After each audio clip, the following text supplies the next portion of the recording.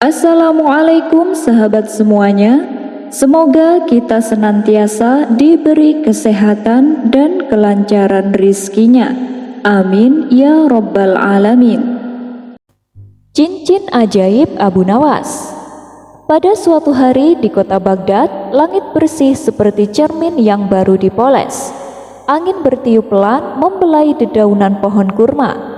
Dan kehidupan di istana Khalifah Harun ar-Rasyid tampak berjalan seperti biasa, damai namun penuh intrik. Tapi siapa sangka ketenangan itu segera terusik oleh sesuatu yang tidak biasa. Sebuah cincin yang katanya memiliki kekuatan luar biasa, ditemukan oleh Abu Nawas secara tak sengaja. Kisah ini bermula ketika Abu Nawas, si cerdik yang selalu tampil nyeleneh namun bijaksana, sedang berjalan-jalan di pasar Baghdad untuk mencari bahan makanan. Saking semangatnya menawar harga, ia bahkan rela berpura-pura menjadi pengemis demi mendapatkan sebutir kurma gratis dari pedagang pelit. Namun hari itu bukan sembarang hari. Langkah kakinya terhenti ketika ia melihat seorang pemuda tua renta yang tengah duduk lesu di tepi gang. Wajahnya kusut, tubuhnya gemetar, dan ia tampak menyembunyikan sesuatu dalam jubahnya. Abu Nawas dengan rasa ingin tahu yang selalu lebih besar dari rasa lapar menghampiri si tua itu. "Wahai orang tua, kau terlihat seperti baru ditolak pinangan oleh 7 wanita sekaligus. Apa gerangan yang membuatmu tampak seperti kismis yang terlupakan di pojok keranjang?" Si tua hanya menatap Abu Nawas sejenak, lalu mengeluarkan sebuah benda kecil yang dibungkus kain lusuh. Perlahan ia membuka kain itu dan menunjukkan sebuah cincin emas berukir huruf Arab kuno yang menyala samar di bawah sinar matahari. "Ini adalah cincin ajaib," gumamnya lirih. Abu Nawas langsung mengernyit. "Cincin ajaib? Jangan bilang kau sedang mencoba menjualku jimat yang bisa membuat kuda bicara atau kambing bisa berhitung." Orang tua itu menggeleng. "Ini adalah cincin warisan dari zaman Nabi Sulaiman. Konon siapapun yang memakainya bisa memerintah makhluk-makhluk tak kasat mata, membuka rahasia tersembunyi, bahkan mengubah nasib hanya dengan satu bisikan." Tentu saja bagi orang biasa cerita semacam ini hanya akan dianggap bualan. Tapi bagi Abu Nawas yang hidupnya sudah terlalu sering diwarnai kejadian tak masuk akal, cerita itu justru menarik perhatian. "Aku sudah terlalu tua untuk menggunakan cincin ini, dan aku tak ingin membawanya ke liang kubur. Karena itu aku memberikannya padamu Abu Nawas, karena aku tahu hanya kau yang cukup waras untuk menghadapi kegilaan cincin ini." Tanpa sempat menolak atau bertanya lebih lanjut, si tua renta itu langsung pergi begitu saja, menghilang dari keramaian pasar. Abu Nawas berdiri terpaku, menatap cincin itu. 1 detik, 2 detik, lalu seperti biasa ia pun berkata, "Ya sudahlah, kalau ini jebakan, paling-paling aku cuma akan jadi raja semalam atau kucing betina." Malam harinya Abu Nawas duduk termenung di rumahnya. Ia memandangi cincin itu sambil berpikir.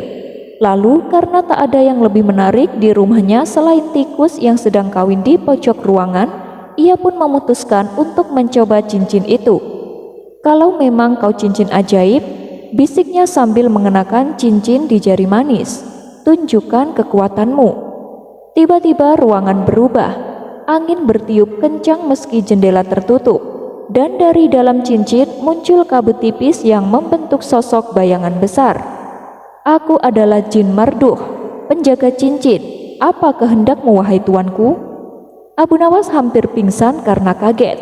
Tapi alih-alih lari ketakutan, ia malah duduk santai dan berkata, "Kau bisa mulai dengan membersihkan rumahku. Dan tolong usir tikus-tikus itu. Mereka terlalu mesra, aku jadi iri." Dalam hitungan detik, rumah Abu Nawas menjadi bersih mengkilap. Bau harum dari dupa kerajaan mengisi ruangan, dan tikus-tikus itu hilang tak berbekas. Bahkan satu-satunya kasur compang-camping milik Abu Nawas berubah menjadi ranjang sutra sekelas raja. Abu Nawas ternganga. Wah, kalau begini aku bisa membuka usaha pembersih rumah kilat. Namun ia segera sadar, kekuatan sebesar ini pasti punya konsekuensi. Keesokan harinya, kabar tentang Abu Nawas yang rumahnya berubah bak istana menyebar ke seluruh Baghdad. Tentu saja kabar itu sampai juga ke telinga Baginda Harun ar-Rasyid. Baginda yang biasanya sabar kini penasaran luar biasa. Panggil Abu Nawas kemari, titah Baginda Raja. Atau kalau perlu, culik dia dari kasurnya yang baru itu. Abu Nawas pun dihadapkan ke hadapan Baginda Raja. Dan seperti biasa, ia tetap santai meski dikelilingi para pengawal. Abu Nawas, ujar Baginda Raja, dengar-dengar rumahmu sekarang lebih wangi dari istanaku, dan ranjangmu lebih empuk dari ranjang permaisuriku. Abu Nawas tersenyum. Maafkan hamba Baginda, hamba tidak bermaksud menyaingi istana. Hanya saja hamba mendapat sedikit rizki dari langit. Dari langit atau dari jin? Potong Baginda Raja tajam. Katakan yang sejujurnya. Akhirnya Abu Nawas pun menceritakan semuanya. Tentang si tua renta, cincin ajaib, jin marduh, dan kekuatannya yang luar biasa. Alih-alih murka, Baginda Raja justru menjadi lebih penasaran. Kalau begitu, aku ingin melihat kekuatan cincin itu langsung. Aku akan memberikanmu 3 tugas. Jika kau berhasil menyelesaikannya dengan bantuan cincinmu, maka cincin itu akan menjadi milik kerajaan. Jika gagal, maka kau akan dicuci di sungai lalu dijadikan pengering kaki unta. 3 tugas dari Baginda Raja. Tugas pertama, menemukan permata biru milik ratu yang hilang 2 tahun lalu. Tugas kedua, mengusir kawanan penyamun yang bersembunyi di lembah neraka, yang tak seorang pun prajurit bisa mengalahkannya. Tugas yang ketiga, membuat Baginda tertawa dalam waktu 10 detik. Abu Nawas menanggapi semuanya dengan senyum miring. Yang terakhir itu adalah yang paling sulit. Malam harinya, ia memanggil jin marduh dan menyampaikan 3 tugas tersebut. Sang jin dengan suara menggelegar berkata, yang pertama dan kedua semudah membalikkan telapak tangan. Tapi yang ketiga, wahai tuanku, bahkan jin pun kesulitan membuat manusia tertawa karena tertawa itu bukan sihir, melainkan rasa. Namun Abu Nawas punya rencana sendiri. Dalam semalam, permata biru ditemukan di dasar sungai Tigris, tertutup lumpur namun bersinar terang. Jin marduhlah yang mengangkatnya dari dasar sungai setelah menyingkirkan naga air yang menjaganya. Keesokan malamnya, kawanan penyamun di lembah neraka dibungkus dalam pusaran angin dan diturunkan ke istana dalam keadaan terikat. Para penyamun itu bahkan berteriak minta ampun karena dihantui ilusi 1000 Abu Nawas yang tertawa di kepala mereka. Kota Baghdad gempar, Baginda Raja kagum, tapi ia belum menyerahkan cincin kepada siapapun karena tugas ketiga belum selesai. Hari itu seluruh istana berkumpul di aula besar. Abu Nawas maju ke tengah ruangan, cincin di tangan, tapi ia tidak menggunakan kekuatan jin. Ia justru mengangkat tangan, menanggalkan cincin itu, lalu meletakkannya di atas meja. Baginda, untuk membuatmu tertawa, aku tidak akan memakai sihir. Lalu ia mulai menirukan suara dan gaya para menteri satu persatu. Dengan gerakan yang sangat kocak dan ekspresi yang tak tertahankan, ia menirukan cara Wazir Agung bersin sambil mengusap jenggot. Lalu cara Panglima Perang berjalan sambil terjatuh karena pedangnya yang terlalu panjang. Suasana mulai riuh. Dan ketika ia menirukan, Baginda sendiri sedang bercermin dan berkata, "Aku lebih tampan dari bintang di langit." Seisi ruangan pun meledak dalam tawa, termasuk Baginda Raja. Tepat pada detik ke-10, tawa Baginda menggema paling keras. Baginda Raja berdiri, mendekati Abu Nawas dan menepuk bahunya. Kau benar Abu Nawas, tertawa tidak bisa diminta dari jin. Ia datang dari hati. Maka dari itu, cincin ini tidak akan kuambil darimu. Abu Nawas tersenyum, tapi ia mengambil cincin itu, menyerahkannya pada Baginda Raja. Ambillah Baginda. karena aku tidak ingin mengandalkan keajaiban selamanya. Biarlah otak ini dan lidah yang tajam yang terus kugunakan, karena pada akhirnya itulah kekuatan sejati manusia. Dan malam itu cincin ajaib disimpan di ruang rahasia istana, sedangkan Abu Nawas kembali ke rumahnya yang sederhana, tanpa kekuatan jin tapi dengan kekuatan akal yang luar biasa. 4 darwis cerdik dan sakti. Pada suatu masa di negeri Baghdad, Raja Harun ar-Rasyid duduk termenung di singgasananya. Ia baru saja selesai menerima utusan dari kerajaan jauh yang menghadiahinya seekor burung merak emas dan segenggam batu permata sebesar buah delima. Tapi meski hadiah itu indah, sang raja merasa gelisah. "Aku bosan dengan semua kemewahan ini," ujar sang raja pada penasehatnya. "Aku ingin menyaksikan keajaiban yang belum pernah kulihat, sesuatu yang bukan sekedar harta." Penasehat raja mengangguk pelan. "Baginda ingin keajaiban? Apakah Baginda sudah berpikir untuk meminta bantuan Abu Nawas?" Raja Harun ar-Rasyid langsung berdiri. "Abu Nawas, sudah lama ia tidak membuatku pusing dengan tingkahnya. Baiklah, panggil dia sekarang juga." Tak lama kemudian Abu Nawas datang dengan senyum menyeringai khasnya dan sorban miring seperti biasa. Ia memberi salam dan duduk bersila santai, bahkan sebelum diberi izin. "Abu Nawas," ujar sang raja, "kali ini aku tidak ingin mendengar leluconmu, tidak pula tipu muslihatmu. Aku ingin kau menunjukkan keempat manusia paling sakti dan cerdik yang ada di Baghdad. Bawa mereka menghadapku. Tapi syaratnya mereka harus orang-orang yang tak dikenal, bukan bangsawan, bukan ulama besar, dan bukan penyihir istana." Abu Nawas mengelus jenggot. "Baginda mencari 4 orang yang santi dan cerdik? Apakah Baginda ingin sakti seperti bisa terbang atau bisa membaca pikiran?" "Aku ingin yang tidak bisa dijelaskan akal," jawab sang raja tegas. "Dan mereka harus bisa membuktikan kepadaku bahwa mereka memang sakti dan cerdik." Abu Nawas berdiri sambil tertawa pelan.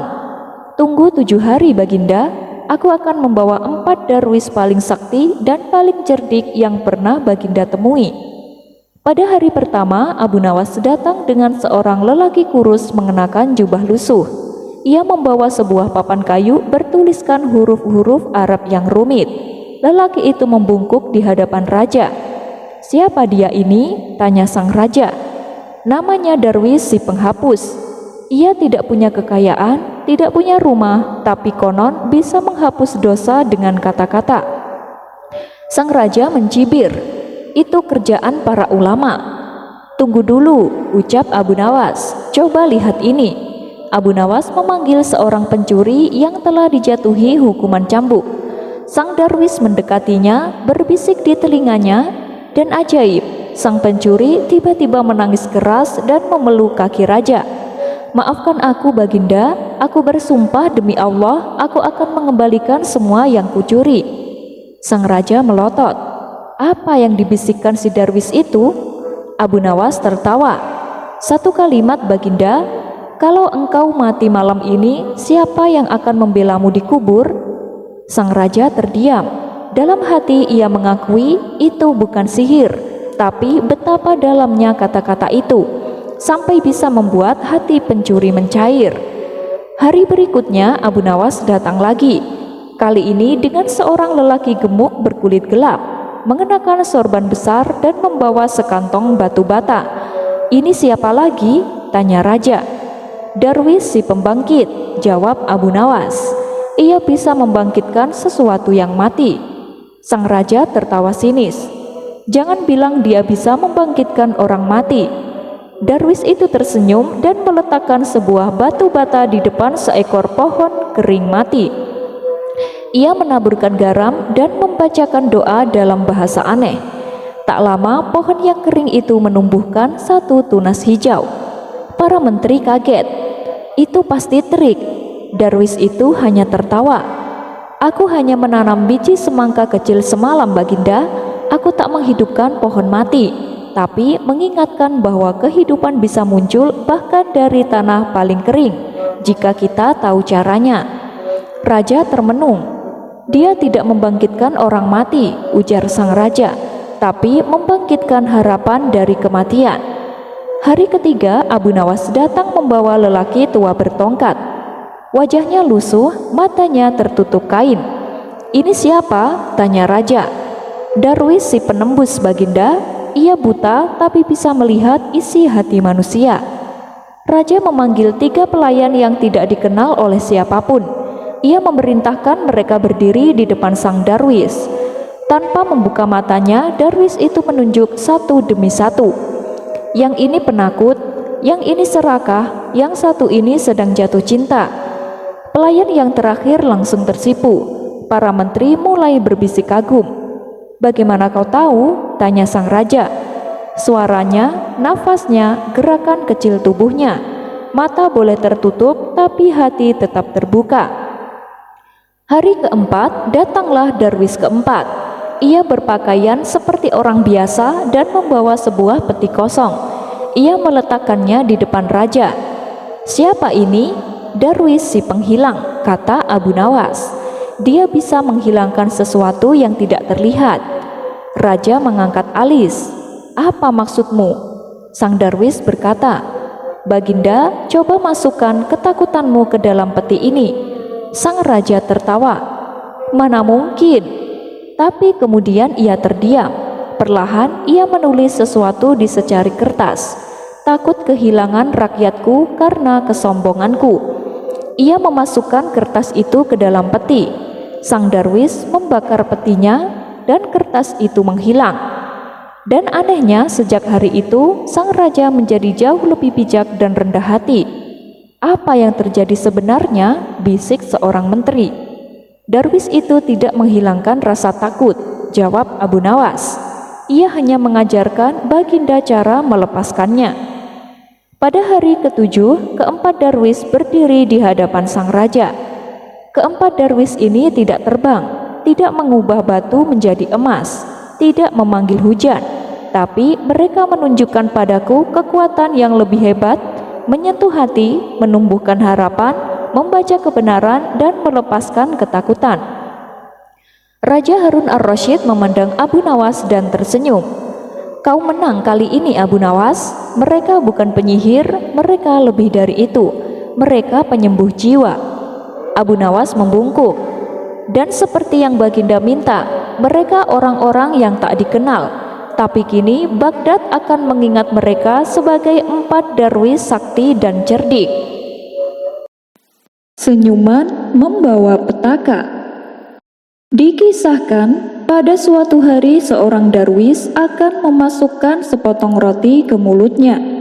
Tiba-tiba ia melihat seorang putri bangsawan melintas di hadapannya. Darwis itu sangat terpesona dengan kecantikan sang putri, hingga roti yang ada di genggamannya terjatuh ke tanah. Tingkahnya ini membuat Darwis salah tingkah. Ia pun segera berlalu meninggalkan sang putri. Bersamaan dengan itu, ia melihat sang putri justru tersenyum kepadanya. Ternyata sikap sang putri membuat Darwis mabuk kepayang. Selama 7 tahun, ia selalu terbayang-bayang dan memimpikan beristrikan sang putri. Saking tergila-gilanya, ia sampai tidur di jalanan bersama anjing-anjing liar. Hal itu ia lakukan agar ketika sang putri melintas di jalan tersebut, ia bisa memandang wajahnya yang cantik jelita. Lama-kelamaan akhirnya sang putri merasa risih dengan perilaku Darwis. Ia merasa terganggu dengan keberadaannya. Sang putri lalu menyuruh pengawal supaya membunuh Darwis tersebut. Maka ditangkaplah Darwis itu dan dihadapkan kepada sang putri. "Kau seringkali membuatku terganggu. Kenapa kau lakukan itu?" tanya sang putri. "Karena aku mencintaimu, wahai Tuan Putri," jawab Darwis. Sontak sang putri terkejut mendengarnya. "Tak mungkin kita hidup bersama. Ayahku pasti akan membunuhmu," kata sang putri. "Tapi sejak kulihat Tuan Putri, hidup ini tak ada artinya. Biarlah mereka membunuhku, balas Darwis. Kau bodoh, mana mungkin aku mau menikah denganmu? Aku sama sekali tidak mencintaimu, ujar sang putri. Baiklah Tuan Putri, tapi sebelumnya jawablah pertanyaanku ini, karena engkaulah yang akan menjadi penyebab kematianku. Mengapa pula dulu kau tersenyum padaku? Tanya sang Darwis. Dasar tolol, waktu itu aku melihat tingkahmu yang bodoh. Aku pun tersenyum karena kasihan, bukan karena apa-apa. Sekarang menghilanglah dari kota ini, jangan lagi membuatku terganggu. Kalau tidak, aku akan menyuruh para pengawal untuk membunuhmu, ancam sang putri. Dan sejak saat itu, sang Darwis langsung meninggalkan kota tersebut. Ternyata selama bertahun-tahun ia telah salah mengartikan atas senyuman sang putri kepadanya. Hikmah dari kisah ini adalah kesalahpahaman mungkin bisa saja terjadi, tapi jangan sampai terburu-buru membenarkan dugaan kita. Rencana jahat dua orang sakti kepada Abu Nawas. Alkisah, ada dua orang sakti yang ingin menjebak Abu Nawas. Mereka pun lalu menyusun sebuah rencana untuk membunuhnya. Orang sakti pertama bertanya, bagaimana caranya? Kalau kita ketahuan membunuhnya, raja dan pasukannya pasti akan memburu kita. Orang sakti kedua menjawab, bukan kita yang akan membunuhnya, dan kematian Abu Nawas tidak akan dianggap sebagai pembunuhan. Orang sakti pertama pun penasaran. Oh ya, apa rencanamu? Tanyanya. Kita ajak Abu Nawas ke sebuah negeri di mana negeri tersebut mempunyai peraturan. Barang siapa ada orang asing masuk ke negerinya tanpa izin, akan dihukum cambuk 3 kali. Yang saya tahu cambuknya besar dan terbuat dari kawat besi. Abu Nawas tak akan mampu menahan sakitnya. Apalagi badannya kurus dan kecil. Dia pasti akan mati saat dihukum, kata orang sakti kedua menjelaskan. Itu ide yang bagus. Mari kita ke rumah Abu Nawas, ajak orang sakti pertama. Singkat cerita, keduanya pun bertemu Abu Nawas. Wahai saudaraku Abu Nawas, maukah kau ikut dengan kami? Kami akan mendatangi sebuah negeri yang tempatnya sangat indah dan menawan, rayu mereka. Abu Nawas yang tak menaruh curiga sedikit pun langsung mengiyakan ajakan mereka. Kebetulan sekali, aku sudah lama tidak melakukan pengembaraan, tapi sayangnya aku tidak punya bekal, balas Abu Nawas. Jangan khawatirkan hal itu, kami berdua yang akan menanggungnya. Kami sudah mempersiapkan bekal makanan yang banyak, ujar mereka. Maka pada hari itu juga mereka bertiga memulai pengembaraannya. Di sepanjang perjalanan mereka berpura-pura bersikap baik. Bahkan mereka selalu memuji-muji Abu Nawas. Setelah menempuh separuh perjalanan, kedua orang tersebut mengajaknya untuk istirahat. Wahai saudaraku Abu Nawas, lebih baik kita istirahat dulu, mengingat perjalanan yang akan kita tempuh masih panjang, ajak mereka. Saat beristirahat, mereka juga memanjakan Abu Nawas dengan menyuguhkan makanan-makanan yang lezat. Silakan wahai saudaraku, makanlah sepuas-puasnya, kata mereka. Abu Nawas yang merasa tersanjung membalas perkataannya. Kalian memang orang yang baik, meskipun aku baru mengenal kalian, tapi perlakuan kalian terhadapku sangat istimewa, balas Abu Nawas.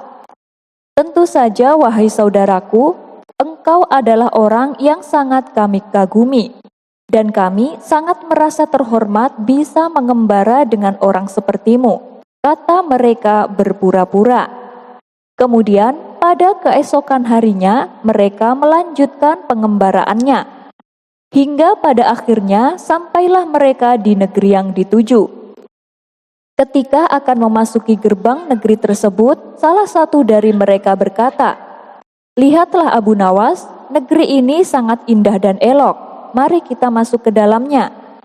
Abu Nawas yang lugu dan polos dengan sangat gembira memasukinya. Namun tiba-tiba datang beberapa prajurit istana dan langsung menangkap Abu Nawas beserta kedua orang sakti tersebut. Mereka lalu dibawa ke istana dan dihadapkan kepada rajanya. "Siapa kalian? Lancang sekali memasuki negeriku tanpa izin," bentak sang raja. "Maaf Tuan Raja, kami tidak mengetahui kalau untuk memasuki negeri ini harus ada izin," kata Abu Nawas gemetaran. Sementara kedua orang sakti yang ikut tertangkap tersenyum sinis kepadanya. Abu Nawas, hari ini kau akan menemui ajalmu," pikir mereka. Kemudian sang raja kembali berkata, "Sesuai peraturan yang berlaku, bagi siapa saja yang masuk tanpa izin akan dihukum cambuk 3 kali dan kalian akan dibebaskan." Sontak Abu Nawas terkejut mendengarnya. "Ampun Tuan Raja, tapi saya benar-benar tidak tahu," ucap Abu Nawas. "Tidak tahu? Itu tidak mungkin. Kedua temanmu itu sudah sering masuk tanpa izin dan berulang kali dihukum cambuk. Masa mereka tidak memberitahumu?" balas sang raja. Disinilah Abu Nawas baru menyadari bahwa kedua orang sakti tersebut sengaja menjebaknya. Kemudian sang raja menyuruh algojo istana untuk menjalankan hukuman cambuk. Begitu melihat cambuk yang dibawanya, Abu Nawas hampir saja jatuh pingsan. Itu dikarenakan cambuk yang akan digunakan terbuat dari kawat besi dan berukuran besar. Muka Abu Nawas pun menjadi pucat dan seluruh tubuhnya gemetaran. Sang raja yang sedari tadi memperhatikan melihat kecemasan pada diri Abu Nawas. Ia pun mulai merasa kasihan. Tapi hukum tetaplah hukum dan harus ditegakkan. Siapapun yang melanggar akan menanggung akibatnya. Kemudian sang raja berkata, "Kalian bertiga satu persatu maju ke depan. Di sini aku persiapkan 3 bantuan pelindung. Kalian bebas memilih pelindung mana yang akan kalian gunakan." Maka orang sakti pertama maju ke depan. Ia memilih bata beton sebagai pelindungnya. Lalu algojo istana melakukan cambukannya. Baru sekali cambuk saja, bata betonnya hancur berantakan. Kemudian pada cambukan kedua dan ketiga tepat mengenai tubuhnya. Namun karena orang tersebut sakti, ia tak merasakan sakit sama sekali. Hanya menyisakan sedikit goresan luka. Kini giliran orang sakti kedua. "Pelindung mana yang kau inginkan?" tanya sang raja. "Aku tidak butuh pelindung. Aku sudah bermeditasi cukup lama, tubuhku tidak akan merasakan sakit," katanya penuh percaya diri. Dan benar saja, hingga cambukan ketiga ia malah tersenyum. Sekarang tibalah giliran Abu Nawas. "Pelindung mana yang akan kau pilih?" tanya sang raja. Sejenak Abu Nawas terdiam. Dalam hati ia berkata, "Bagaimana ini? Meskipun dilindungi bata beton, tubuhku akan tetap hancur karena cambuk itu, dan aku pasti akan mati. Apalagi kalau aku memilih bantal." Akhirnya Abu Nawas memberanikan diri bertanya, "Wahai Tuan Raja, bolehkah aku memilih selain kedua pelindung itu?" Sang raja membalas, "Boleh, asalkan pelindung yang kau inginkan berada di ruangan ini." Abu Nawas menjawab, "Tentu saja wahai Tuan Raja, aku memilih orang sakti yang kedua diikatkan ke tubuhku." Sontak orang sakti tersebut terkejut mendengarnya. Begitu pula dengan sang raja, ia tak menyangka dengan permintaannya. Walhasil berkat kecerdikan Abu Nawas, ia pun berhasil selamat. Dan setelah ketiganya menjalani hukuman, sang raja mempersilahkannya untuk pulang. Namun sang raja mencegah Abu Nawas. "Hei, tunggu dulu, ada yang ingin kubicarakan. Kau tetaplah di sini," kata sang raja. "Siapa sebenarnya kamu?" "Sepertinya kau bukan teman mereka," tanya sang raja. Abu Nawas selalu memberitahu siapa dirinya dan kenapa bisa berteman dengan kedua orang sakti tersebut. "Oh, jadi kamu yang bernama Abu Nawas, dan kau telah dijebak oleh kedua orang itu. Aku kenal baik dengan rajamu. Nanti pulangnya biar diantar sama pengawalku, dan sampaikan salamku untuk rajamu," kata sang raja. Sebelum Abu Nawas diantar pulang, ia disuguhkan berbagai makanan istimewa sebagai rasa permintaan maaf sang raja. Raja pemakan manusia. Adohak bin Alwan adalah seorang raja yang berhasil diperdayai oleh iblis, hingga ia menjadi seorang yang jahat. Kejahatan yang ia lakukan tidak tanggung-tanggung. Sang raja menjadi gemar memakan daging manusia. Kisah ini berawal ketika ia kedatangan seorang tamu. Tamu tersebut tak lain adalah iblis yang menyamar dalam bentuk manusia. Adapun sang raja tak mengetahui tentang hal ini. Ia menganggap bahwa tamunya manusia biasa sebagaimana lazimnya. Di hadapan sang raja, iblis mengaku sebagai orang yang pandai memasak dan baik hati. Ia juga menawarkan jasa kepada sang raja agar diangkat menjadi juru masak kerajaan. Permintaannya itu pun disetujui baginda raja. Pada mulanya, rakyat di negeri tersebut sama sekali tidak pernah memakan daging. Begitu pula dengan sang raja dan para menterinya. Kesempatan ini lalu dimanfaatkan iblis untuk menjalankan tipu dayanya yang menyesatkan. Ia memiliki rencana agar sang raja terbiasa memakan daging manusia. Iblis mengawali tipu dayanya dengan memasak telur pada hari pertama ia bertugas. Ternyata raja sangat menikmati hidangan tersebut. "Hidangan ini enak sekali, aku baru pertama kali menikmatinya. Apa nama hidangan ini?" tanya sang raja. "Ini adalah hidangan telur yang mulia," jawab iblis. "Tapi ada yang lebih lezat dari hidangan ini. Itu pun kalau paduka raja berkenan," kata iblis melanjutkan. "Oh ya, apa itu?" tanya sang raja penasaran. "Sesuatu yang keluar dari telur, yaitu seekor ayam. Pasti akan terasa sangat enak dan lezat," jawab iblis. "Baiklah, besok buatlah hidangan seekor ayam. Tapi dari mana aku bisa mendapatkannya?" tanya sang raja. "Soal itu jangan khawatir paduka, hamba bisa dengan mudah mendapatkannya," jawab iblis. Maka di hari kedua iblis bertugas, ia menghidangkan makanan daging ayam. Karena saking lezatnya, sang raja memakan hidangan tersebut sampai tak tersisa. Apalagi sang raja sebelumnya tak pernah memakan daging. Ia pun kembali memuji masakan iblis. "Paduka raja jangan puas dulu, masih ada yang lebih lezat dari hidangan ini," kata iblis. "Oh ya, hidangan apa lagi?" tanya sang raja bertambah penasaran. "Hidangan daging kambing. Kalau paduka berkenan, besok akan saya sajikan," balas iblis. Tentu saja sang raja tak menolak. Bahkan ia sudah tak sabar untuk segera menikmatinya. Di hari ketiga, menu hidangan daging kambing disajikan di atas meja makan.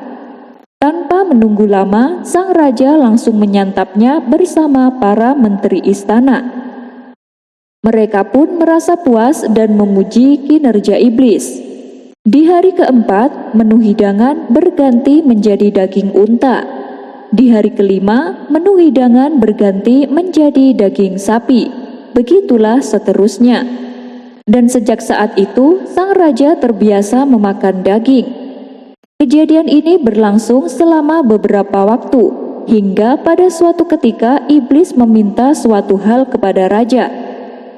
"Wahai raja, engkau telah menghormatiku, maka kali ini izinkan aku mencium bahumu," pinta iblis. Sang raja pun mengizinkan. Ketika iblis mencium bahu sang raja, keanehan terjadi.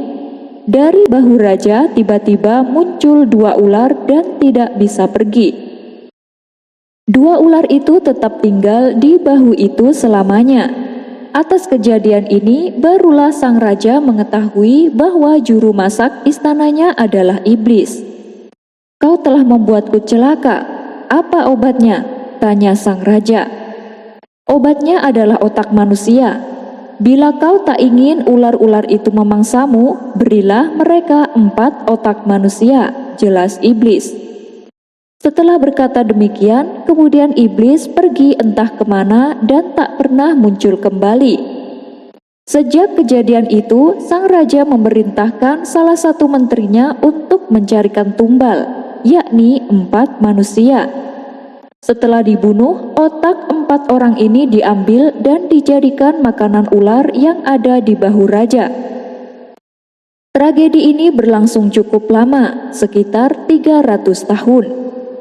Hingga pada suatu hari, sang menteri yang biasa membantu raja meninggal dunia, lalu digantikan dengan menteri yang lain. Menteri yang baru ini cukup cerdik. Ketika ia disuruh untuk mencari 4 manusia, ia memang selalu melaksanakannya. Namun tidak semuanya ia bunuh. Menteri ini hanya membunuh 2 orang dan sisanya dibebaskan. 2 orang yang bebas itu lalu disuruh pergi ke sebuah gunung agar menetap di sana. Sebagai gantinya, sang menteri mencari 2 kambing untuk diambil otaknya, yang kemudian dihidangkan kepada ular yang ada di bahu sang raja. Begitulah yang dikerjakannya setiap hari sampai 700 tahun lamanya. Sehingga orang yang diperintahkan menetap di gunung lambat laun bertambah semakin banyak, dan mereka pun akhirnya berkembang biak, di mana di kemudian hari mereka dikenal sebagai suku Kurdi. Kisah ini ditulis oleh Al-Qulyubi dalam kitabnya yang berjudul An-Nawadhir. Benar atau tidaknya, wallahu a'lam bishawab. Lewat kisah ini kita bisa mengambil pelajaran betapa liciknya iblis dalam menggoda manusia. Ia memiliki 1001 cara untuk menjerumuskan dan mengajak manusia agar mengikuti ajakannya. Yang harus selalu diwaspadai adalah godaan iblis selalu dimulai dari hal-hal yang awalnya kita anggap ringan. Semoga Allah menghindarkan kita dari tipu daya iblis. Amin ya Rabbal Alamin. Kisah selanjutnya. Pada suatu ketika, Khalifah Al-Ma'mun mendengar cerita tentang kebaikan Raja Kisra. Raja Kisra ini seorang penyembah api yang sudah meninggal puluhan tahun yang lalu. Tapi semasa hidupnya, dia adalah pemimpin yang sangat adil. Mendengar itu, sang khalifah pun merasa kagum dengan kepemimpinan Raja Kisra tersebut. Di tengah kekagumannya, khalifah teringat sebuah penjelasan bahwa jasad raja yang adil tidak akan hancur walau berkalang tanah. Maka terbesitlah niat di hati khalifah ingin membuktikan kebenarannya. "Aku akan ke makam Raja Kisra dan menggali kuburannya. Aku ingin tahu apakah jasadnya masih utuh atau tidak," pikir sang khalifah. Karena penasaran, pada keesokan harinya dengan didampingi beberapa pengawal, khalifah berangkat menuju kerajaan Kisra. Sesampainya di sana, khalifah segera memerintahkan para pengawal untuk menggali makam Raja Kisra. Setelah makam terbuka, khalifah langsung masuk ke dalam. Tampaklah jasad sang Raja Kisra masih utuh. Bahkan ketika dibuka penutup wajahnya, wajah Raja Kisra kelihatan sangat tampan. Pakaian yang dikenakan pun juga masih tetap dalam keadaan utuh dan tidak berubah sama sekali. Pada jarinya terdapat cincin permata merah yang tidak dimiliki oleh raja-raja manapun di seluruh dunia. Melihat hal itu, Khalifah Al-Ma'mun merasa takjub dibuatnya. Ia pun berkata, "Raja ini adalah seorang majusi penyembah api. Namun Allah tidak menyia-nyiakan keadilan yang pernah dilakukannya di tengah-tengah rakyat. Lalu bagaimana pembalasan Allah seandainya raja itu seorang yang muslim? Tentu akan lebih menakjubkan. Setelah rasa penasarannya terobati, Khalifah memerintahkan para pengawal untuk menutup kembali makam Raja Kisra seperti sedia kala. Tapi saat mereka mengerjakan perintah tersebut, salah satu pengawalnya mencuri cincin yang melekat di jari Raja Kisra. Perbuatannya ini tanpa sepengetahuan Khalifah. Begitu Khalifah mengetahuinya, ia menjadi sangat murka. Perbuatanmu bisa mencoreng nama baikku. Bila mereka tahu, mereka pasti akan berkata bahwa Khalifah Al-Ma'mun adalah seorang raja penggali kubur dan mengambil barang-barang berharga di dalamnya. Bentak Khalifah. Karena tak kuat menahan amarahnya, Khalifah langsung memukul pengawal tersebut dan mengasingkannya ke negara lain. Kemudian agar peristiwa ini tidak terulang, maka Raja Kisra supaya dicor menggunakan timah. Dengan demikian, tidak ada seorang pun yang mampu membongkar makam Raja Kisra. Wallahu a'lam bishawab. Nazar lucu sang raja gara-gara kakinya lumpuh. Alkisah, pada suatu ketika Baginda Raja tengah asyik berburu di hutan. Namun perburuannya kali ini mengalami nasib sial.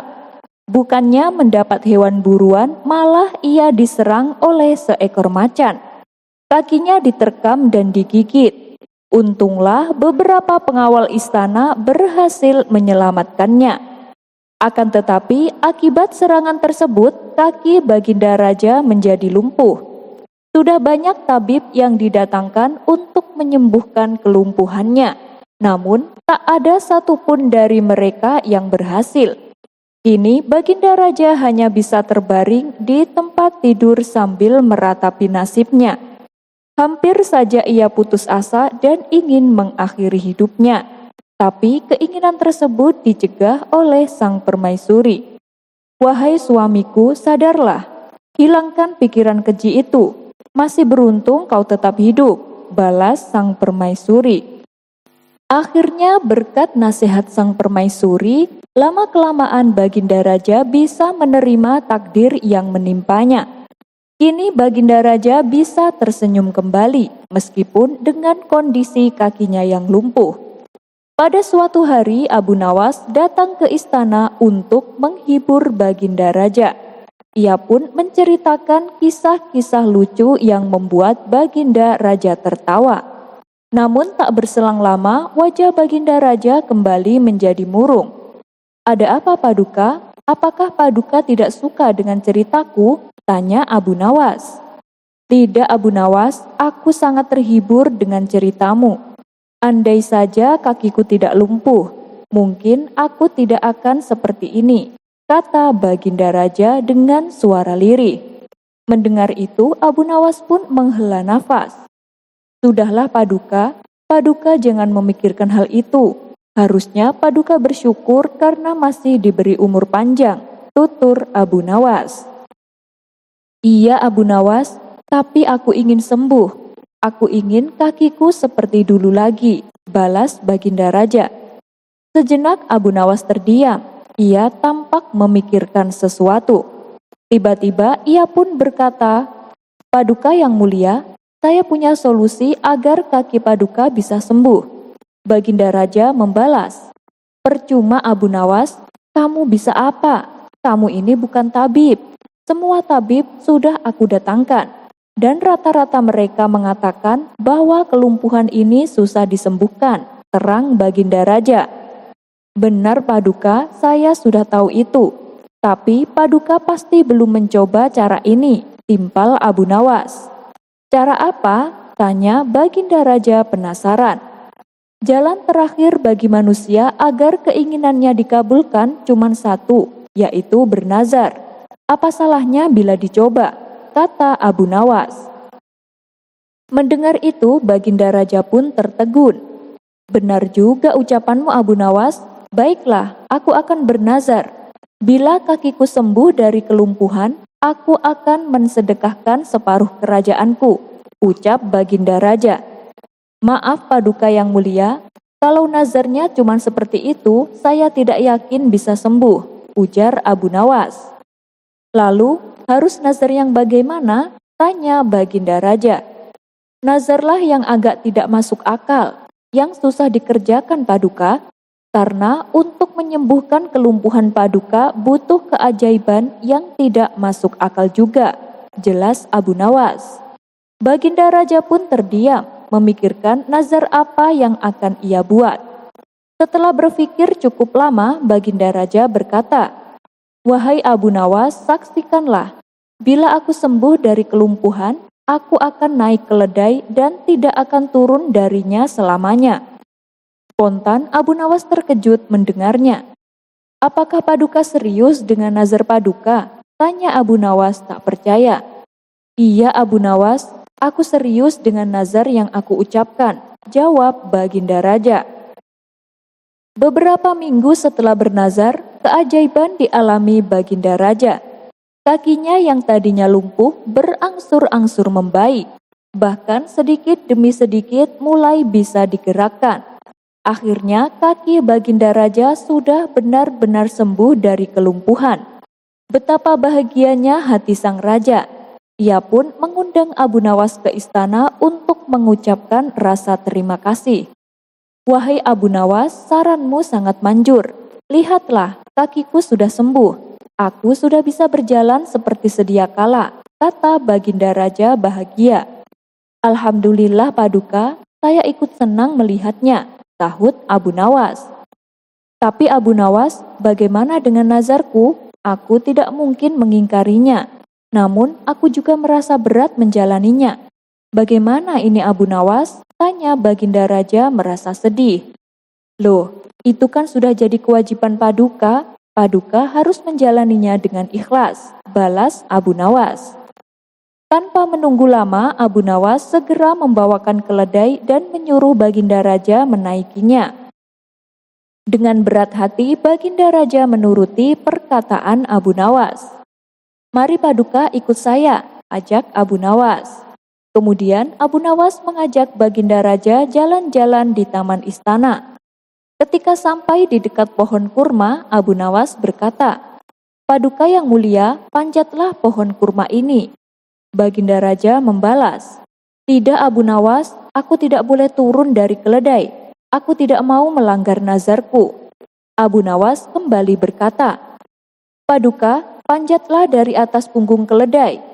Meski merasa heran dengan perintah tersebut, Baginda Raja mencoba menurutinya. Setelah Baginda Raja memeluk batang pohon kurma, Abu Nawas segera menjauhkan keledainya. "Sekarang turunlah dari pohon itu Paduka," kata Abu Nawas. "Tapi Abu Nawas, kalau begitu aku bisa melanggar nazarku," balas Baginda Raja. "Turuti saja perkataanku, nanti akan saya jelaskan," sahut Abu Nawas. Begitu Baginda Raja menginjakkan kakinya ke tanah, Abu Nawas lalu menjelaskan, "Coba ingat-ingat nazar yang Paduka ucapkan. Paduka akan menaiki keledai dan tidak akan turun darinya selamanya bukan? Sedangkan tadi Paduka naik dari keledai ke batang pohon kurma, bukan turun. Lalu Paduka turun dari pohon kurma, bukan turun dari keledai. Jadi Paduka sama sekali tidak melanggar nazar," jelas Abu Nawas. Mendengar penjelasan tersebut, Baginda Raja pun bahagia. Ia tak menyangka Abu Nawas bisa sampai secerdik itu. Akhirnya berkat pertolongan Abu Nawas, Baginda Raja bisa bebas dari nazarnya. Tak lupa ia juga memberikan hadiah kepada Abu Nawas berupa pundi-pundi uang yang sangat banyak. Kisah selanjutnya. Alkisah, Abu Nawas diutus Baginda Raja supaya meninjau asrama penampungan orang-orang gila. Tujuannya adalah untuk mengetahui keadaan mereka. Sesampainya di sana, Abu Nawas melihat di antara mereka terdapat seorang pemuda ganteng. Penampilannya bersih, tidak mencerminkan seperti orang gila. Merasa si pemuda diperhatikan terus, ia pun menghampiri Abu Nawas. "Hai Tuan, saya ingin mengajukan pertanyaan," kata si pemuda. "Oh, silahkan," balas Abu Nawas. "Kapankah seorang yang tidur bisa menikmati tidurnya?" tanya si pemuda. "Ketika dia bangun dari tidurnya," jawab Abu Nawas. "Bagaimana dia dapat menikmati tidur padahal ia sudah bangun?" tanya pemuda itu kembali. "Ya, kelezatan tidur itu sebelum dia tidur," jawab Abu Nawas. Namun pemuda itu kemudian bertanya lagi, "Bagaimana dapat menikmati kelezatan tidur sedangkan dia belum tidur?" Abu Nawas menjawab, "Kelezatan dan kenikmatan tidur saat dia tidur." Mendengar jawaban Abu Nawas, pemuda gila itu merasa tidak puas. Ia pun lantas berkata, "Orang yang sedang tidur tidak bisa merasakan sesuatu. Bagaimana bisa orang yang tidak sadar bisa merasakan sesuatu?" Abu Nawas terbengong mendengar jawaban pemuda itu. Kali ini ia tidak bisa menjawab pertanyaan si pemuda. Abu Nawas pun lalu bersumpah tidak akan lagi berdebat dengan orang gila. Kisah selanjutnya. Suatu ketika, Abu Nawas menghadiri sebuah pesta pernikahan. Di pesta itu, Abu Nawas disambut penuh hormat dan dipersilahkan duduk di depan meja yang penuh dengan hidangan. Tidak lama kemudian, datanglah kawan Abu Nawas yang terkenal rakus. Ia langsung duduk di samping Abu Nawas dan memakan hidangan yang ada di depannya. Abu Nawas terus memperhatikan kawannya itu. "Ini orang rakus sekali, hampir semua hidangan dimakannya," gerutu Abu Nawas. Di samping makan sebanyak-banyaknya, kawannya Abu Nawas itu sibuk pula mengisi kantong bajunya dengan makanan. Melihat kerakusan kawannya tersebut, Abu Nawas timbul ide untuk mengerjainya. Ia lalu mengambil teko yang penuh berisi air. Diam-diam, Abu Nawas menuangkan air teko tersebut ke kantong baju kawannya. Tentu saja kawannya itu terkejut dan berteriak, "Hei Abu Nawas, kamu gila ya? Masa kantong bajuku kau tuangi air?" bentak kawannya.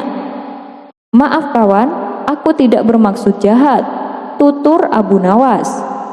"Jelas-jelas kamu berbuat jahat padaku. Kau ingin mempermalukan aku ya?" kata kawannya semakin geram.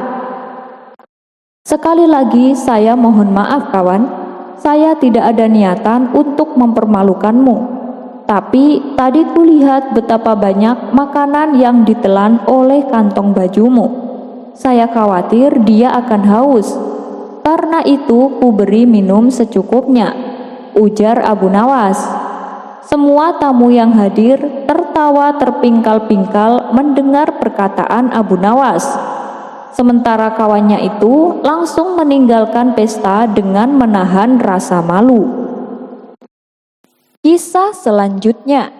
Dikisahkan Hamid mempunyai istri yang cantik. Mereka tinggal di sebuah rumah sederhana yang jauh dari pemukiman penduduk. Hamid ini sangat mencintai sang istri. Ia rela bekerja keras demi untuk membahagiakannya. Apalagi selama ini yang Hamid ketahui, sang istri sangat menutup diri dari pandangan laki-laki lain. Ia senantiasa mengurung diri di rumah dan menolak bertemu siapapun kecuali suaminya sendiri. Hal inilah yang membuat Hamid semakin cinta dan sayang kepada istrinya. Suatu hari saat Hamid baru pulang kerja, ia mendapati sang istri tengah menangis sesenggukan. Spontan Hamid segera menghampiri istrinya dengan penuh rasa khawatir. "Apa yang terjadi wahai istriku? Kenapa engkau menangis?" tanya Hamid penuh kasih sayang. "Saya malu wahai suamiku dan saya sangat bersalah kepadamu," jawab sang istri. Hamid pun bertambah bingung mendengarnya.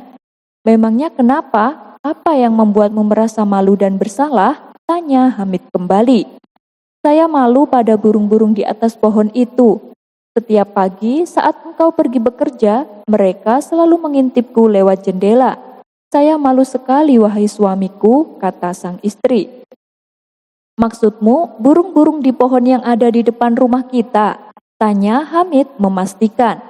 Betul, wahai suamiku, dan itu sangat membuatku bersalah kepadamu, jawab sang istri. Jangan sedih, wahai istriku, itu kan hanya burung, tak perlu kau risaukan, ucap Hamid menghiburnya. Wahai suamiku, apa kau tak cemburu? Sedangkan selama ini aku sangat menjaga perasaanmu.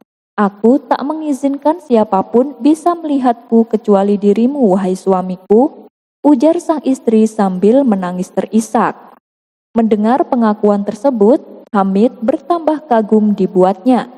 Kepada burung saja sang istri tidak rela bila dirinya terlihat, apalagi sampai terlihat oleh laki-laki lain. Maka pada keesokan harinya, Hamid langsung menebang pohon yang ada di depan rumahnya. Sang istri pun akhirnya kembali terlihat ceria, karena burung-burung tersebut tak bisa lagi mengintipnya. Di hari berikutnya, saat Hamid dalam perjalanan berangkat kerja, tiba-tiba ia merasa tidak enak badan. Ia pun lalu mengurungkan niatnya dan memilih untuk balik ke rumah.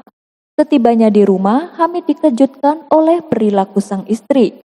Ia memergoki istrinya tengah berduaan dengan lelaki lain di dalam kamar. Betapa hancurnya hati Hamid melihat sang istri tega berkhianat. Ternyata selama ini sikapnya yang berlebihan hanyalah untuk menutupi perbuatan bejatnya. Hamid pun memilih untuk meninggalkan sang istri. Ia pergi berkelana dari satu kampung ke kampung lain, hingga sampailah ia di sebuah perkampungan yang belum pernah ia datangi sebelumnya.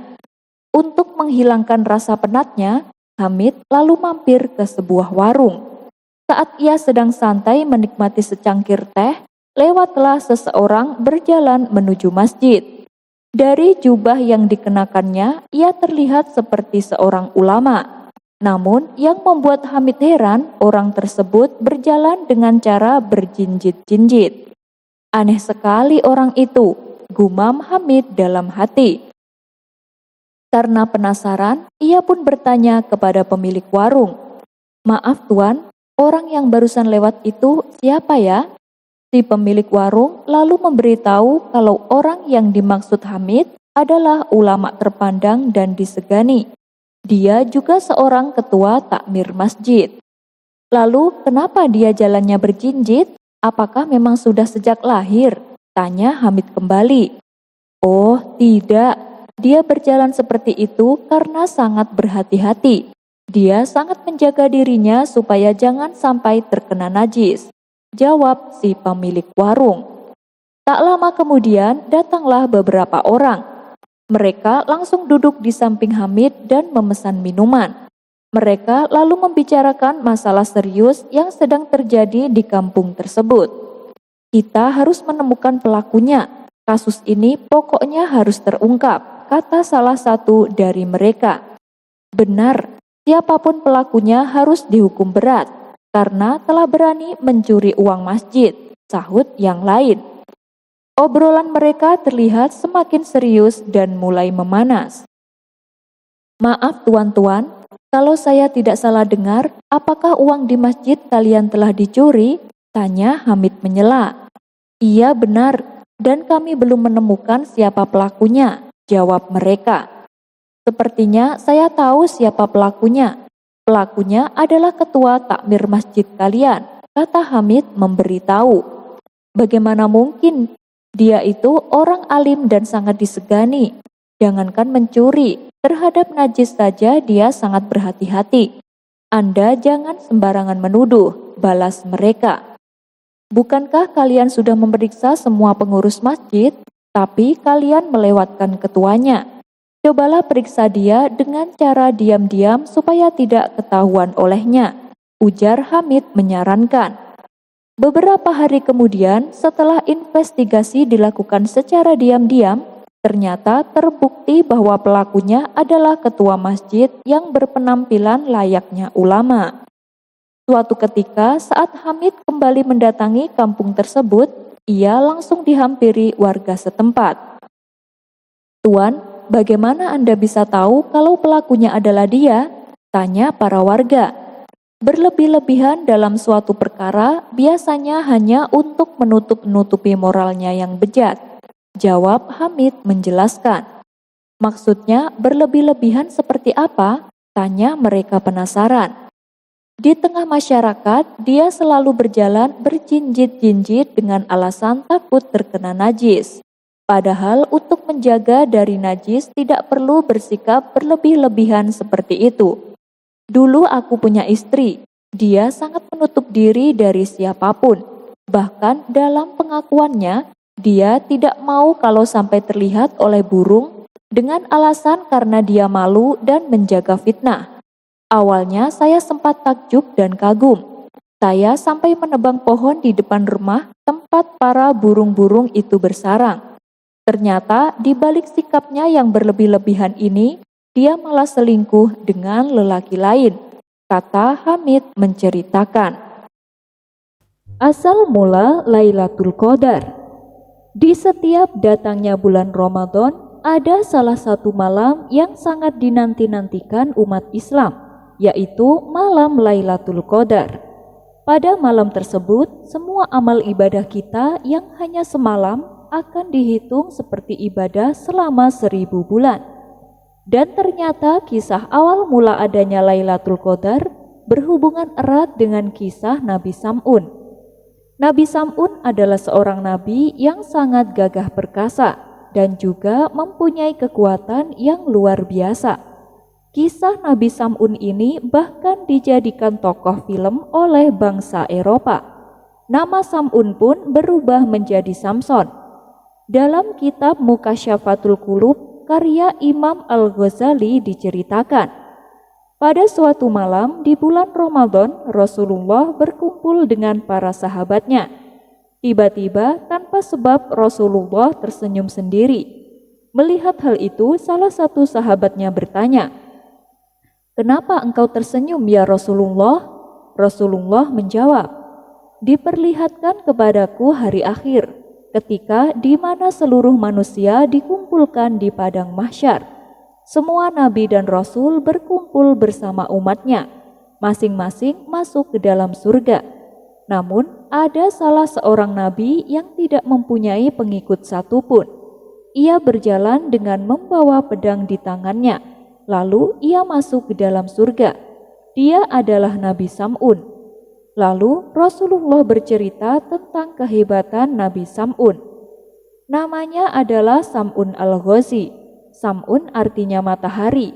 Al-Ghazi adalah suatu tempat di Palestina, sekarang dikenal dengan nama Gaza. Allah memberikan mukjizat kepadanya kekuatan yang luar biasa. Ia sanggup melunakkan besi dan dapat merobohkan istana dengan tangan kosongnya. Hidupnya hampir setiap hari dilalui dengan berperang melawan bangsa yang menentang ajaran Allah.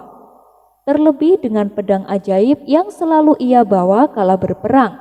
Senjatanya terbuat dari tulang rahang unta bernama liha jamal. Ketika ia haus dan lapar, senjatanya bisa mengeluarkan air dan menumbuhkan daging untuk dimakan. Dalam kisah para nabi disebutkan Nabi Sam'un sanggup beribadah selama 1000 bulan, di mana saat siang ia isi dengan berperang dan berpuasa, dan saat malam ia gunakan untuk beribadah. Selama 1000 bulan ia menjadi pembela agama tauhid yang berperang melawan musuh Allah, hanya berbekal tulang rahang unta.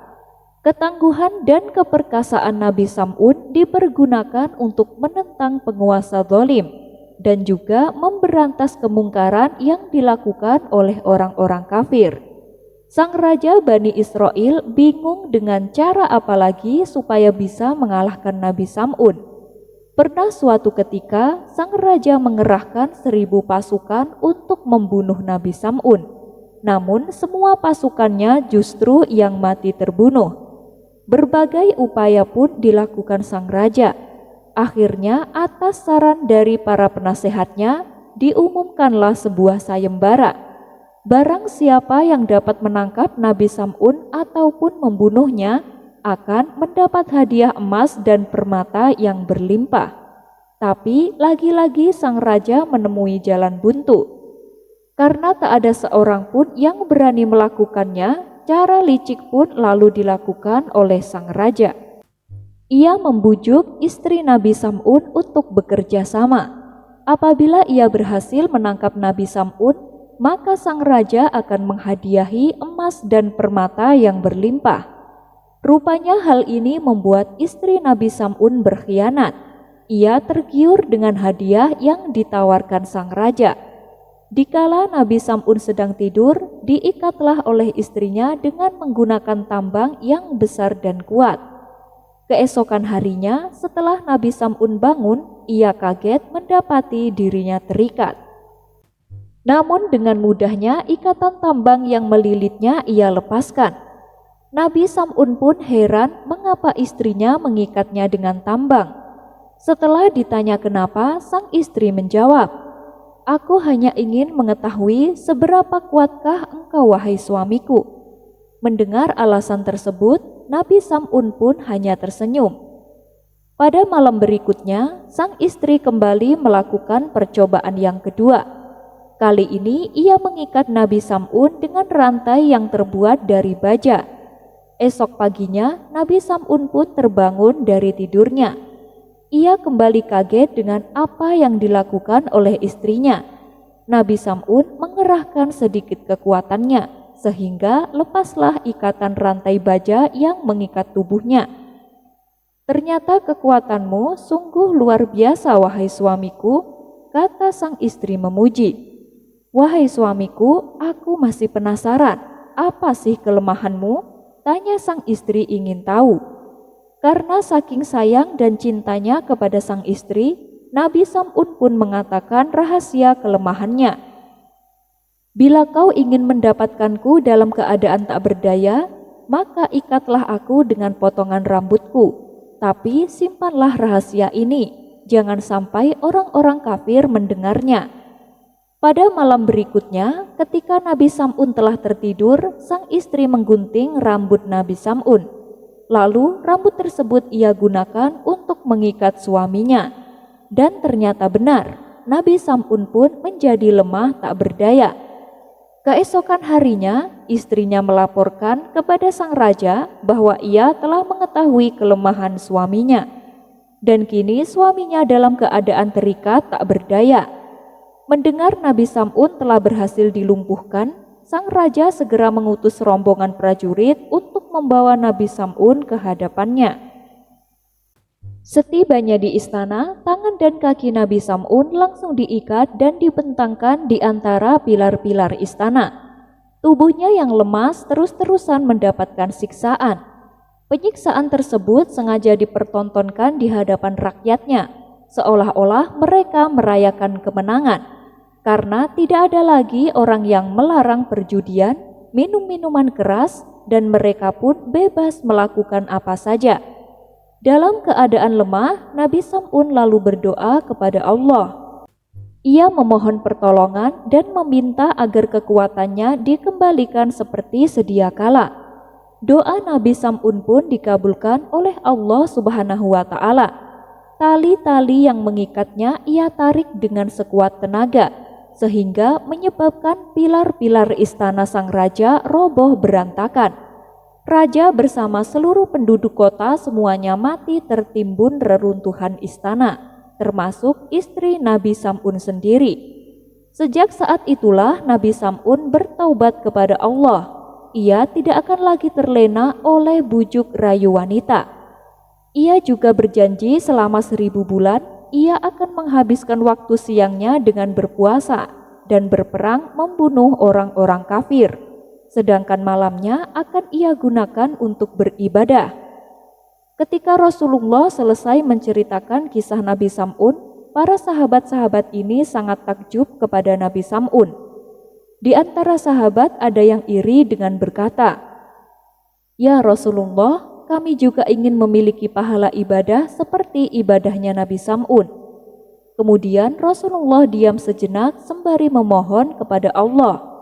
Rasulullah meminta agar umatnya ini diberikan kekuatan beribadah sehingga memperoleh pahala sebagaimana pahala ibadahnya Nabi Sam'un. Walaupun beliau mengetahui bahwasannya umatnya banyak kelemahan, usianya juga tidak lama seperti nabi-nabi terdahulu, tapi Allah Subhanahu wa Ta'ala mendengar permohonan Rasulullah.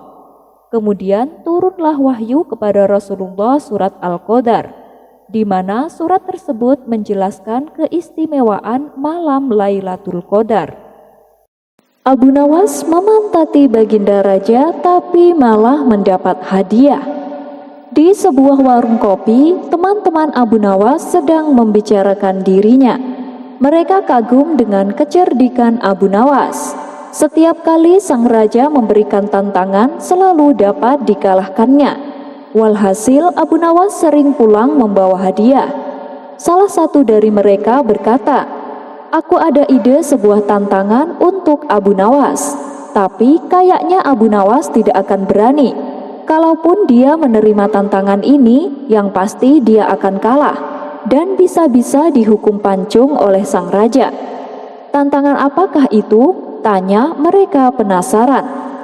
"Aku akan menantang Abu Nawas untuk memantati paduka raja," jawabnya. Setelah ditunggu-tunggu, akhirnya Abu Nawas datang juga.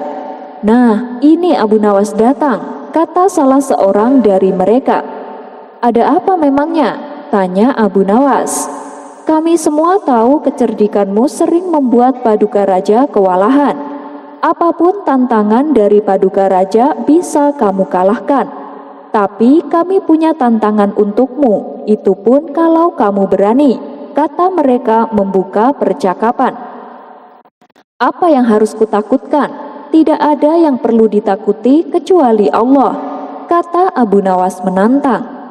Mereka kembali berkata, "Selama ini belum pernah ada seorang pun yang berani memantati paduka raja. Bukankah begitu Abu Nawas?" "Tentu saja tidak ada yang berani, karena itu adalah pelecehan berat. Hukumannya pasti dipancung," kata Abu Nawas memberitahu. "Nah, itu dia. Apakah engkau berani melakukannya?" tantang mereka. "Sudah aku katakan, aku hanya takut kepada Allah. Kalau aku bisa memantati paduka raja, apa imbalannya?" kata Abu Nawas balik menantang. 100 keping uang emas. Namun syaratnya, paduka raja harus tertawa ketika kau pantati," jawab mereka. "Baiklah, aku terima tantangan kalian," kata Abu Nawas. "Kapan kamu akan melakukannya? Sebagai bukti, kami juga harus menyaksikan kamu memantati paduka raja," balas mereka. "Minggu depan paduka raja akan mengadakan jamuan kenegaraan. Para menteri, pegawai istana, dan orang-orang diundang, termasuk aku. Kalian hadirlah di acara tersebut. Nanti aku akan memantati paduka raja," tutur Abu Nawas. Akhirnya hari yang ditunggu pun tiba. Kawan-kawan Abu Nawas segera mendatangi acara yang diadakan oleh istana. Saat acara sudah dimulai, Abu Nawas tak kunjung datang. Sambutan dari para menteri dan petinggi kerajaan telah selesai, namun Abu Nawas masih belum juga datang. Teman-teman Abu Nawas saling berbisik satu sama lain kalau Abu Nawas tidak berani datang. Mereka pun senang karena kali ini Abu Nawas harus mengakui kekalahannya. Tibalah saat sambutan terakhir yang akan disampaikan oleh paduka raja. Semuanya terdiam mendengar pidato paduka raja. Saat paduka raja tengah berpidato, datanglah Abu Nawas. Tak seperti biasanya, kali ini Abu Nawas duduk di tempat paling belakang. Ia duduk di atas tanah di halaman istana. Kehadiran Abu Nawas membuat kawan-kawannya kaget. Sedangkan paduka raja heran dengan kelakuan Abu Nawas. Ia pun memanggil Abu Nawas. "Hei Abu Nawas, majulah dan duduklah di atas karpet. Nanti pakaianmu kotor karena duduk di atas tanah." "Ampun paduka yang mulia, sebenarnya hamba ini sudah duduk di atas karpet, jawab Abu Nawas. Paduka Raja bingung mendengar pengakuan Abu Nawas, karena yang ia lihat Abu Nawas duduk di atas tanah. Karpet yang mana yang engkau maksudkan wahai Abu Nawas? Tanya Baginda Raja masih bingung. Karpet hamba sendiri Paduka yang mulia. Sekarang hamba selalu membawa karpet kemanapun hamba pergi, jawab Abu Nawas. Tetapi sejak tadi aku tidak melihat karpet yang engkau bawa, kata Paduka Raja bertambah bingung. Baiklah Paduka yang mulia, kalau memang Paduka Raja ingin tahu, maka dengan senang hati hamba akan menunjukkannya, kata Abu Nawas sambil beringsut-ingsut maju ke depan. Setelah cukup dekat dengan Paduka Raja, Abu Nawas berdiri kemudian menunjukkan potongan karpet yang ditempelkan di bagian pantatnya. Posisi Abu Nawas ini seolah-olah memantati Baginda Raja. Melihat ada sepotong karpet menempel di pantat Abu Nawas, Paduka Raja tak bisa membendung tawa, sehingga beliau terpingkal-pingkal diikuti oleh para petinggi istana. Sementara kawan-kawan Abu Nawas mengakui kekalahannya. Mereka tak menyangka Abu Nawas bisa sampai secerdik itu. Dikisahkan ada seorang anak kecil yang berhasrat ingin mengalahkan Abu Nawas dalam permainan tebak-tebakan. Si anak ini sampai rela menunggu di sebuah jalan yang biasa dilalui Abu Nawas. Tidak berapa lama, lewatlah Abu Nawas yang kebetulan baru pulang dari kebun. Ia tengah membawa 2 buah labu yang ia petik dari kebun miliknya. Anak kecil tersebut lalu segera menghampiri dan menyapanya. "Tuan Abu, bisakah Tuan Abu berhenti sebentar?" pinta si anak. Abu Nawas pun menghentikan langkahnya, menuruti permintaan anak kecil itu. "Ada apa memangnya?" tanya Abu Nawas. "Begini Tuan Abu kan sangat terkenal cerdik. Tuan Abu juga terkenal sangat pandai. Oleh karena itu, saya ingin menantang Tuan Abu main sebuah tebak-tebakan," kata si anak penuh percaya diri. "Boleh, apa peraturannya?" tanya Abu Nawas. "Apabila Tuan Abu tidak bisa menjawab tebakan saya, maka buah labu yang ada di tangan Tuan jadi milik saya," ujar si anak. "Baik, silahkan, apa pertanyaan tebakanmu?" ucap Abu Nawas. "Coba Tuan Abu tebak, burung kecil yang ada dalam genggaman tanganku ini hidup atau mati? Kalau Tuan Abu menjawab salah, maka buah labunya jadi milik saya," kata si anak. Dengan wajah tersenyum, Abu Nawas mengangguk setuju. Lalu ia pun menjawab, "Burung kecil dalam genggamanmu sudah mati." Mendengar jawaban tersebut, si anak senang bukan kepalang.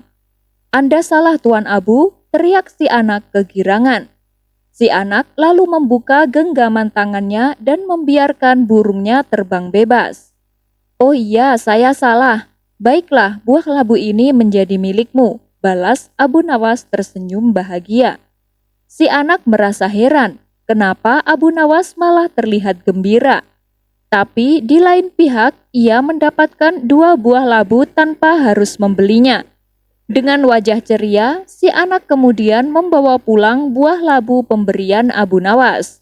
Setibanya di rumah, ayah si anak lantas bertanya tentang 2 buah labu yang dibawanya.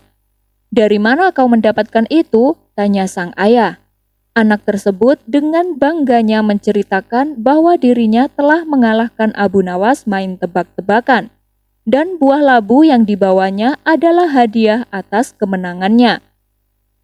"Memangnya tebakan apa yang kau berikan sehingga membuat Tuan Abu tidak bisa menjawabnya?" tanya sang ayah penasaran. Si anak lalu memberitahu tentang tebakan yang ia berikan kepada Abu Nawas. Tanpa disangka, ayahnya menjadi sangat marah. Beliau lalu berkata, "Kamu mengira kamu betul-betul menang. Kamu itu kalah." Si anak pun menjadi sangat bingung dengan ucapan ayahnya. Sang ayah lalu memerintahkan untuk mengembalikan buah labunya.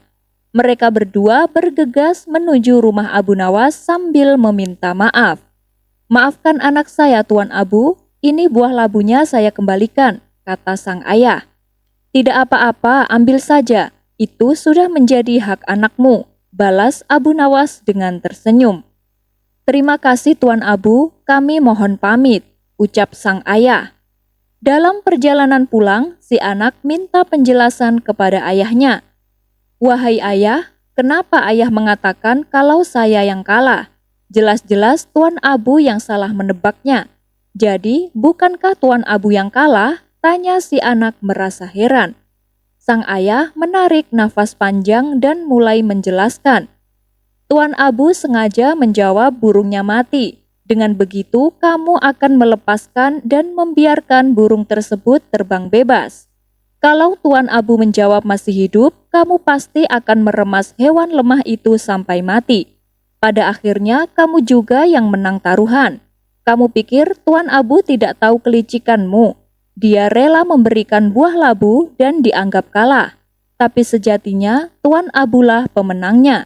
Dia memenangkan cinta kasih yang murni dan memikirkan kebahagiaan semua makhluk tanpa pamrih.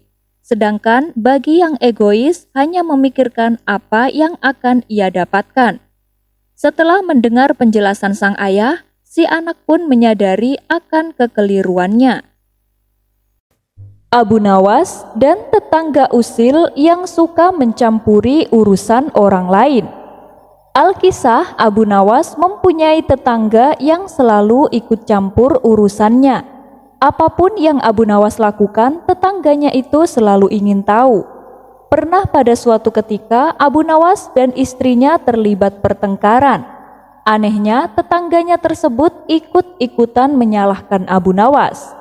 Di lain hari, ketika istri Abu Nawas pulang belanja, si tetangga berkata dengan nada mencemooh, "Tiap hari makan pakai lauknya seperti itu bosan. Kalau aku jadi kalian, aku tidak akan sanggup membayangkannya." Mendengar itu, istri Abu Nawas hanya tersenyum. Begitu pula ketika Abu Nawas pulang malam. Tetangganya tersebut juga berkata tidak mengenakan. "Suami macam apa kamu ini? Tiap malam kerjanya cuma begadang, tidak ada tanggung jawabnya sama sekali." Awalnya Abu Nawas dan istrinya masih bisa bersabar dengan sikap tetangganya, tapi lama-kelamaan mereka tak kuasa menahannya. "Kenapa kau selalu diam? Sekali-kali berilah dia pelajaran. Aku sudah tak kuat lagi mendengar omongannya," kata sang istri. "Iya, nanti kalau keterlaluan aku pasti akan membuatnya jera," balas Abu Nawas. Hingga pada suatu hari Abu Nawas terlihat kebingungan. Itu dikarenakan burung kesayangannya hilang dari kandang. Melihat itu, tetangganya pun berkata, "Ngurus diri sendiri saja tidak pecus, pakai pelihara burung segala. Tentu saja dia akan kabur." Sampai di situ Abu Nawas masih bisa bersabar. Ia tidak menghiraukan perkataannya. Kemudian Abu Nawas pergi ke belakang rumah untuk menggali sebuah lubang di tanah. "Kau itu aneh Abu Nawas, burungmu hilang tapi malah menggali tanah," kata tetangganya. "Ngapain sih kau selalu ikut campur urusanku? Aku melakukan ini karena ternyata burungku sudah mati dan aku akan menguburkannya," jawab Abu Nawas. "Oh begitu, tapi apa tidak kegedean lubangnya? Burungmu itu kan tubuhnya kecil Abu Nawas," ujar tetangganya. Sejenak Abu Nawas terdiam sambil menghela nafasnya dalam-dalam. Kemudian ia menatap tajam tetangganya dengan tatapan yang penuh amarah. "Kau tahu kenapa aku membuat lubangnya besar? Karena burungku itu berada dalam perut kucingmu, dan aku akan menguburkannya serta," jelas Abu Nawas. Seketika tetangganya itu terkejut. Ia pun segera berlari untuk menyelamatkan kucingnya. Dan sejak saat itu, ia tak lagi berani mendekati keluarga Abu Nawas. Ia takut kucing kesayangannya akan dikubur hidup-hidup oleh Abu Nawas. Abu Nawas dan kota kembar. Beredar kabar bahwa ada sebuah kota yang terbilang unik dan menarik. Konon katanya, apabila seseorang menginjakkan kaki di kota tersebut, ia akan dibuat terkagum-kagum dengan keindahannya. Kabar tentang kota ini pun sampai juga ke telinga Abu Nawas. Di saat yang bersamaan, datanglah Hasan memberitahukan kabar serupa. "Wahai Abu Nawas, kau sudah dengar belum? Katanya ada kota yang keindahannya sangat menakjubkan," tanya Hasan. "Iya, aku mendengarnya," jawab Abu Nawas. "Nah, ayo kita ke sana. Aku punya kenalan di kota itu," ajak Hasan. Abu Nawas pun setuju. Maka pada hari itu juga mereka berangkat menuju kota tersebut. Karena jaraknya lumayan jauh, mereka baru tiba di kota itu pada malam harinya. Setibanya di sana, Hasan mengajak Abu Nawas untuk menemui kawannya. Mereka berdua pun disambut hangat dan diajak berkeliling kota. Di sepanjang perjalanan, kawan Hasan ini menceritakan dan memuji keindahan kotanya. Hasan yang mendengar hal itu bertambah kagum dibuatnya. "Kota tempat tinggalmu memang benar-benar luar biasa," puji Hasan kepada kawannya. Mendapat pujian tersebut, kawan Hasan ini semakin menggebu-gebu menyanjung kotanya. Tapi bagi Abu Nawas, hal itu justru membuatnya menjadi kesal. Ia pun lalu berkata kepadanya, "Keadaan kota ini tak jauh beda dengan keadaan kotaku, bahkan seperti dua kota yang kembar." Kawan Hasan ini terkejut mendengarnya. Ia merasa tidak terima bila keindahan kotanya disamakan dengan kota Abu Nawas. "Masa sih? Bagaimana mungkin?" tanyanya tak percaya. "Lihatlah ke atas. Bintang di langit kota ini sama banyaknya dengan bintang di kotaku tercinta. Kalau kau tak percaya, silakan hitung sendiri," jawab Abu Nawas. Hasan yang sudah menebak keusilan Abu Nawas seketika tertawa terpingkal-pingkal. Abu Nawas dihukum membuat langit menangis. Di sebuah negeri yang terkenal dengan raja yang gemar memberi teka-teki aneh, hiduplah seorang pria cerdik bernama Abu Nawas. Ia bukan hanya dikenal sebagai seorang yang pandai berbicara, tetapi juga sering membuat orang tertawa dengan tingkah lakunya yang tidak biasa. Meski begitu, Abu Nawas selalu memiliki hati yang tulus dan peduli kepada orang di sekitarnya. Pada suatu hari yang cerah, suasana di istana mendadak berubah tegang. Raja Harun ar-Rasyid yang terkenal dengan idenya yang kadang di luar nalar, sedang dalam suasana hati yang kurang baik. Hujan sudah lama tidak turun di negeri itu. Ladang mulai mengering dan rakyat mulai mengeluh. Namun bukannya memikirkan solusi praktis, sang raja justru memutuskan untuk menguji kecerdikan Abu Nawas. "Panggil Abu Nawas ke hadapanku sekarang juga," titah sang raja dengan suara lantang. Para pengawal segera melaksanakan perintah itu, dan dalam waktu singkat Abu Nawas sudah berdiri di depan tahta dengan senyumnya yang khas. "Ampun Baginda, apa gerangan yang membuat Baginda memanggil hamba pada pagi yang indah ini?" tanya Abu Nawas dengan nada tenang. Raja memandangnya dengan tajam. "Abu Nawas, kau terkenal sebagai orang yang cerdik dan pandai memecahkan masalah. Maka aku akan memberikan tugas yang hanya bisa diselesaikan oleh orang sepertimu." Abu Nawas mengangkat alis, mulai merasa ada sesuatu yang tidak beres. "Tugas apa itu Baginda?" tanya Abu Nawas penasaran. Baginda Raja tersenyum tipis lalu berkata, "Aku ingin kau membuat langit menangis dalam waktu 3 hari. Jika kau gagal, kau akan dihukum berat." Seisi ruangan istana terdiam. Para menteri dan penasehat raja saling berpandangan, mencoba mencerna perintah tersebut. Abu Nawas sendiri terdiam sejenak, lalu tersenyum kecil. Namun di balik senyumnya, pikirannya mulai bekerja keras. "Langit menangis," gumamnya pelan. "Hamba akan melakukannya Baginda, tapi apakah Baginda bisa memberi sedikit penjelasan tambahan? Apakah maksud Baginda hujan atau hal lain?" Raja hanya terkekeh. Tugasmu membuat langit menangis. Tidak peduli bagaimana caranya, yang penting hasilnya nyata. Ingat, 3 hari ya Abu Nawas waktumu, ujar Baginda Raja. Abu Nawas membungkuk hormat, lalu pamit meninggalkan istana. Saat keluar, ia mendengar bisik-bisik dari para menteri. Mana mungkin itu bisa dilakukan? Raja hanya ingin mengerjainya saja. Tapi ini kan Abu Nawas. Kita lihat saja nanti hasilnya.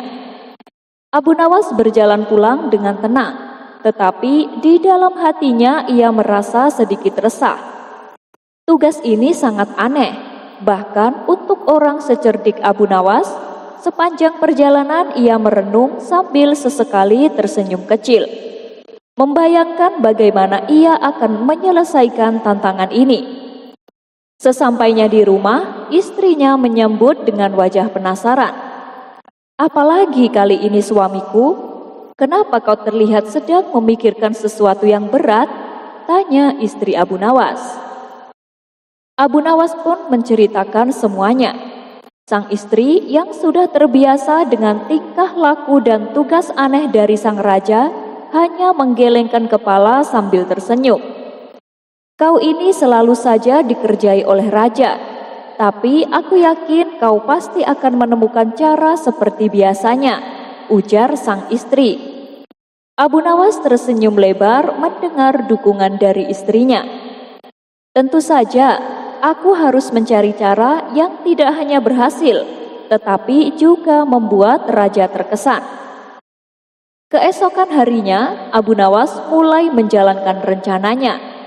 Ia berjalan keliling pasar dan mendatangi orang-orang sambil bertanya, apakah ada yang tahu cara membuat langit menangis? Orang-orang yang mendengar pertanyaannya hanya tertawa atau menggelengkan kepala. Beberapa bahkan menganggap Abu Nawas sedang bercanda. Namun ada satu anak kecil yang mendekatinya. Dengan polosnya ia berkata, Paman, kalau langit menangis itu berarti hujan kan? Tanya anak kecil itu. Abu Nawas tersenyum. Benar sekali nak, tapi bagaimana caranya agar hujan turun dalam 3 hari? Anak kecil itu berpikir keras, lalu berkata, mungkin paman harus berbicara langsung dengan langit. Abu Nawas tertawa mendengar jawaban itu. Kau benar-benar anak yang cerdas. Terima kasih atas idemu nak, kata Abu Nawas. Malam harinya Abu Nawas duduk di bawah pohon besar di dekat rumahnya sambil memandang langit. Ia mulai berbicara seolah-olah sedang berdialog dengan langit. Wahai langit, Baginda memintaku untuk membuatmu menangis. Kau tahu, aku ini hanyalah seorang rakyat biasa, tapi aku akan mencoba yang terbaik. Orang-orang yang lewat melihat Abu Nawas dan mengira ia sudah kehilangan akal. Namun Abu Nawas tidak peduli. Ia terus berbicara dengan langit hingga larut malam. Hari kedua, Abu Nawas memutuskan untuk mendatangi seorang petani tua yang terkenal bijak. Ia ingin mencari inspirasi. Petani itu mendengar cerita Abu Nawas dengan seksama lalu berkata, terkadang untuk membuat sesuatu terjadi, kau harus membuat orang lain tergerak. Mungkin kau tidak perlu membuat langit menangis secara harfiah. Tapi jika kau bisa membuat orang lain menangis, mungkin itu juga bisa dianggap berhasil. Abu Nawas mengangguk, merasa mulai menemukan arah. Ia kembali ke rumah dengan semangat baru. Di malam hari, ia menyusun rencana yang sangat unik. Ia mengumpulkan beberapa benda aneh seperti kendi besar, beberapa alat musik tua, dan bahkan sebuah payung robek. Apa yang direncanakan Abu Nawas masih menjadi misteri, tetapi ia tampak sangat percaya diri. Akhirnya hari ketiga pun tiba, dan Abu Nawas kembali ke istana dengan membawa barang-barang aneh itu. Semua orang penasaran melihat apa yang akan dilakukannya. Raja yang duduk di tahta dengan senyum sinis berkata, nah Abu Nawas, Sekarang saatnya membuktikan bahwa kau benar-benar cerdik. Apa kau sudah siap?" Abu Nawas tersenyum lebar. "Hamba selalu siap, Baginda. Tapi sebelum itu izinkan hamba memberikan sedikit hiburan untuk Baginda dan semua yang hadir di sini," jawab Abu Nawas dengan percaya diri. Semua orang bingung, tetapi raja mengangguk setuju. "Baiklah, aku ingin melihat apa yang akan kau lakukan." Dengan penuh percaya diri, Abu Nawas mulai memainkan alat-alat musik tua itu sambil bernyanyi dengan suara yang sumbang. Ia juga menggunakan payung robek sebagai properti tambahan. Penampilannya begitu lucu dan absurd, sehingga semua orang di istana, termasuk raja, tidak bisa menahan tawa. Namun di tengah-tengah tawa itu, Abu Nawas tiba-tiba berhenti dan berkata dengan nada serius, "Baginda, inilah cara saya membuat langit menangis. Tunggu saja kelanjutannya." Setelah menampilkan aksi lucunya di istana, Abu Nawas membuat semua orang terbahak-bahak. Namun suasana tiba-tiba berubah ketika raja menyipitkan matanya, menatap Abu Nawas dengan ekspresi serius. "Abu Nawas, apakah ini cara yang kau maksud untuk membuat langit menangis?" tanya Raja Harun ar-Rasyid dengan nada tegas. Meskipun sudut bibirnya masih menyimpan sisa tawa. Abu Nawas tersenyum licik, seperti seseorang yang tahu ia sedang berada di ambang bahaya, tetapi juga sangat yakin pada dirinya sendiri. "Ampun Baginda, hamba sedang mempersiapkan langkah terakhir. Langit akan menangis sebelum hari ini berakhir, insya Allah." Raja menaikkan alisnya, penasaran tetapi juga mulai ragu. "Kau punya waktu hingga matahari terbenam, Abu Nawas. Jika kau gagal..." Raja berhenti sejenak lalu melanjutkan dengan nada yang lebih berat. "Hukumanmu akan lebih berat daripada yang kau bayangkan." Abu Nawas menelan ludah dalam-dalam, tetapi ia tidak menunjukkan rasa takut sedikit pun di wajahnya. Dengan membungkuk hormat, ia berkata, "Tentu Baginda, hamba akan membuat langit menangis sebelum hari ini berakhir." Keluar dari istana, Abu Nawas tidak langsung pulang. Ia berjalan menuju sebuah bukit kecil yang menghadap ke ladang-ladang kering milik rakyat. Udara panas terasa menusuk, tanah retak di mana-mana, dan tanaman hampir semuanya layu. Dari kejauhan ia melihat seorang ibu tua yang sedang berusaha menyiram tanaman dengan seember kecil air. Sementara anak-anaknya yang masih kecil duduk kelelahan di bawah naungan pohon. Abu Nawas menghentikan langkahnya dan memandang mereka lama. Ada perasaan hangat sekaligus sedih yang menyelinap di hatinya. Dalam benaknya ia berkata pada dirinya sendiri, "Bukan hanya raja yang meminta langit menangis. Rakyat pun sebenarnya sedang menunggu tangisan itu. Aku tidak boleh gagal. Namun bagaimana caranya? Langit tidak bisa dipaksa menangis." Dan ia tahu waktu semakin sedikit. Bahkan angin pun enggan berhembus apalagi hujan. Abu Nawas menghela nafas panjang dan kembali berjalan. Kali ini ia menuju pasar. Di pasar ia duduk di sebuah sudut sambil mengamati keramaian. Di tengah kerumunan ada seorang pedagang tua yang menjual kendi berisi air.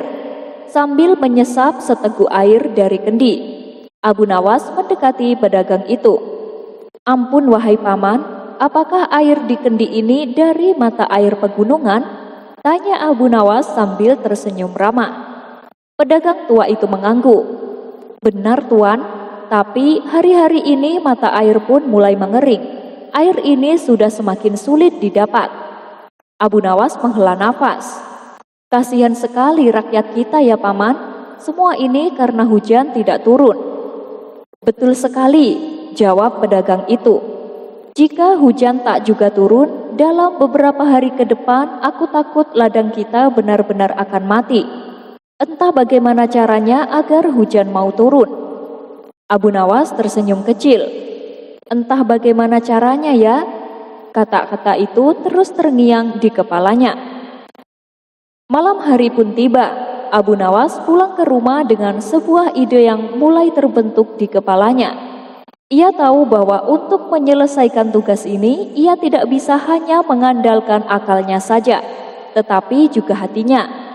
Maka ia memutuskan untuk melakukan sesuatu yang belum pernah ia lakukan sebelumnya. Pertama, ia mengundang beberapa tetangganya untuk berkumpul di halaman rumahnya. Mereka datang dengan rasa penasaran, karena mereka tahu Abu Nawas selalu punya ide-ide unik. "Wahai para tetanggaku," kata Abu Nawas sambil berdiri di tengah kerumunan, "aku mendapat tugas dari Baginda Raja untuk membuat langit menangis. Tapi aku sadar aku tidak bisa melakukannya sendirian. Aku membutuhkan bantuan kalian semua." Orang-orang saling berpandangan, bingung dengan maksud Abu Nawas. Salah satu dari mereka, seorang pemuda, bertanya, "Bagaimana kami bisa membantu Abu Nawas? Bukankah itu suatu hal yang mustahil?" Abu Nawas tersenyum. "Tidak ada yang mustahil jika kita melakukannya bersama-sama. Langit akan menangis bukan karena kita memaksanya, tetapi karena kita menyentuh hatinya." Orang-orang semakin bingung. Menyentuh hati langit, bagaimana caranya? "Besok pagi aku akan pergi ke istana untuk memberikan jawaban kepada Baginda Raja. Namun sebelum itu, aku membutuhkan kalian untuk berdoa bersama memohon kepada Allah agar hujan turun dan langit menangis. Tidak hanya dengan kata-kata, tetapi juga dengan hati kita yang tulus. Karena terkadang air mata langit cerminan dari air mata kita sendiri." Mendengar itu, beberapa orang mulai terharu. Mereka menyadari bahwa apa yang dikatakan Abu Nawas bukan hanya soal tugas dari raja, tetapi juga tentang harapan mereka semua. Malam itu mereka berkumpul bersama di bawah langit yang gelap, memanjatkan doa-doa dengan penuh keikhlasan. Namun masalah sebenarnya baru muncul keesokan harinya. Ketika Abu Nawas tiba di istana, raja sudah menunggu dengan ekspresi serius. Waktu yang diberikan hampir habis, namun langit tetap kering seperti sebelumnya. "Abu Nawas," kata raja dengan nada tegas, "katakan padaku apa yang telah kau lakukan untuk membuat langit menangis." Abu Nawas membungkuk hormat lalu menjawab dengan nada tenang, "Ampun Baginda, hamba telah melakukan segala yang hamba bisa. Hamba telah berbicara kepada rakyat, memohon bantuan mereka dan berdoa kepada Allah. Tapi jika hujan belum juga turun, itu berarti ada sesuatu yang lebih besar yang harus kita pelajari." Raja memandangnya tajam. "Apa maksudmu Abu Nawas? Apakah ini berarti kau gagal?"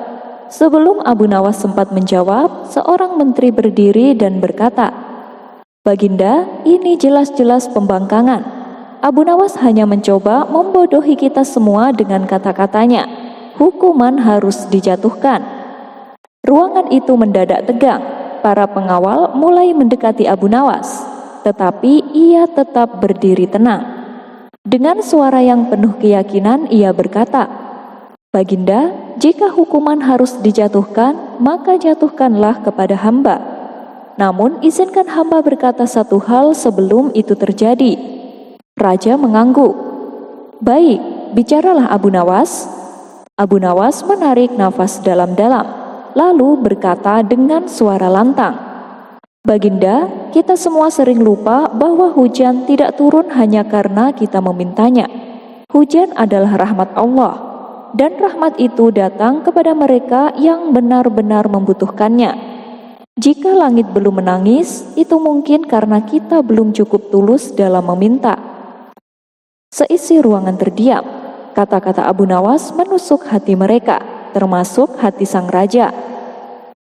Bahkan menteri yang tadi mendesak hukuman mulai merasa malu. Namun tiba-tiba terdengar suara gemuruh dari kejauhan. Semua orang menoleh keluar jendela dan mereka melihat awan gelap mulai berkumpul di langit.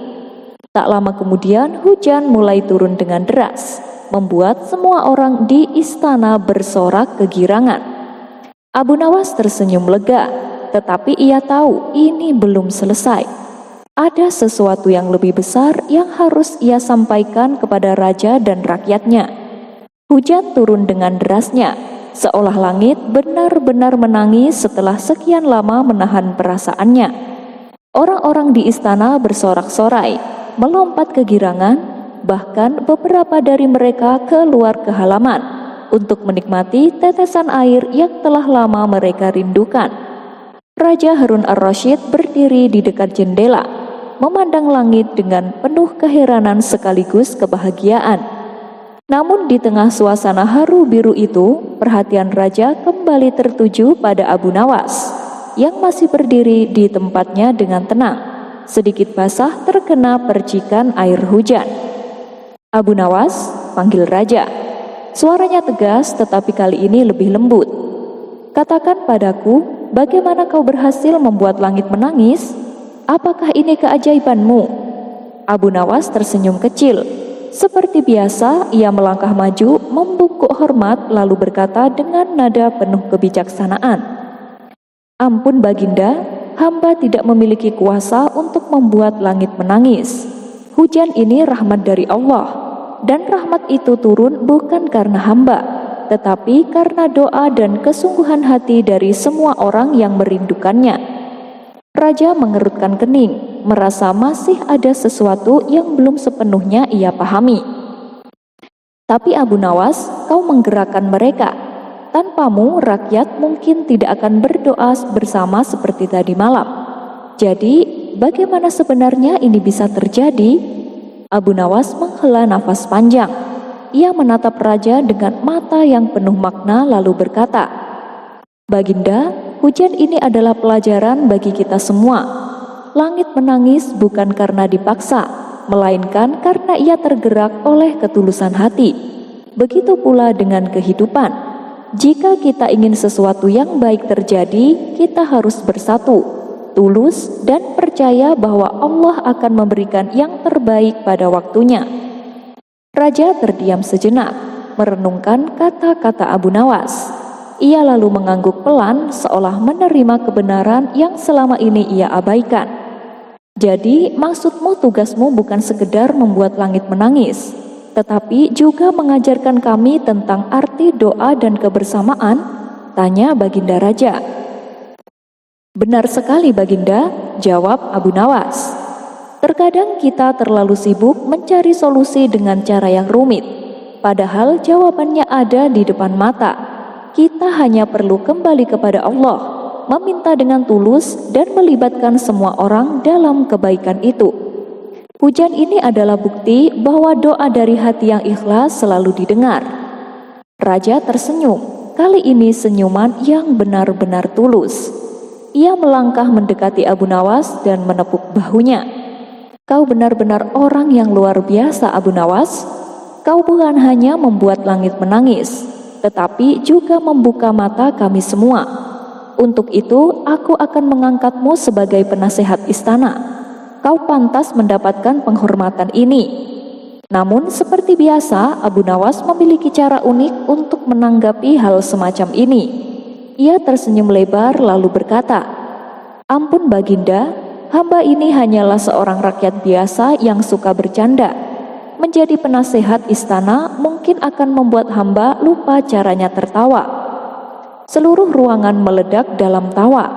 Itulah Abu Nawas, orang yang selalu bisa mencairkan suasana, bahkan di saat-saat yang paling serius. Hujan terus turun sepanjang hari, memberikan kehidupan baru bagi ladang-ladang yang kering dan hati-hati yang mulai putus asa. Orang-orang di desa keluar rumah, menengadah ke langit dengan rasa syukur yang mendalam. Abu Nawas, meskipun dikenal sebagai seseorang yang sering membuat lelucon, kali ini meninggalkan pelajaran yang mendalam bagi semua orang. Dari kejadian ini ada beberapa pelajaran penting yang bisa diambil. Di antaranya, kebersamaan adalah kekuatan terbesar. Abu Nawas menunjukkan bahwa masalah besar seperti kekeringan tidak bisa diselesaikan sendirian. Dengan melibatkan semua orang dalam doa, ia menciptakan harapan dan keajaiban. 2. ketulusan adalah kunci dari segalanya. Doa yang tulus bukan sekedar kata-kata kosong. Ia mampu menyentuh langit dan membawa perubahan. 3. Berpikir kreatif dalam menghadapi tantangan. Abu Nawas tidak hanya mengandalkan cara biasa untuk menyelesaikan tugasnya. Ia menggunakan kecerdikan, empati, dan kebijaksanaan untuk mengatasi masalah yang tampaknya mustahil. 4. Rahmat Allah selalu ada bagi mereka yang bersungguh-sungguh. Hujan yang turun adalah bukti bahwa Allah tidak pernah meninggalkan hambanya selama mereka tetap berdoa dan percaya. Hari itu menjadi hari yang tak terlupakan di kerajaan Raja Harun ar-Rasyid. Bukan hanya karena hujan yang turun setelah sekian lama, tetapi juga karena pelajaran berharga yang dibawa oleh Abu Nawas. Setelah selesai berbincang dengan sang raja, Abu Nawas pamit pulang ke rumahnya. Di perjalanan, ia melihat ibu tua yang kemarin ia temui di ladang. Sang ibu tersenyum lebar sambil memetik tanaman yang kembali segar karena hujan. Anak-anaknya berlari-lari kecil, bermain di genangan air. Abu Nawas berhenti sejenak, memandang pemandangan itu dengan hati yang penuh rasa syukur. Dalam benaknya ia berkata, "Ya Allah, Engkau memang Maha Pemurah. Bukan aku yang membuat langit menangis, tetapi Engkau yang menunjukkan kepada kami semua bahwa rahmat-Mu selalu ada." Sesampainya di rumah, Abu Nawas disambut oleh tetangganya yang datang membawa makanan sebagai ungkapan terima kasih.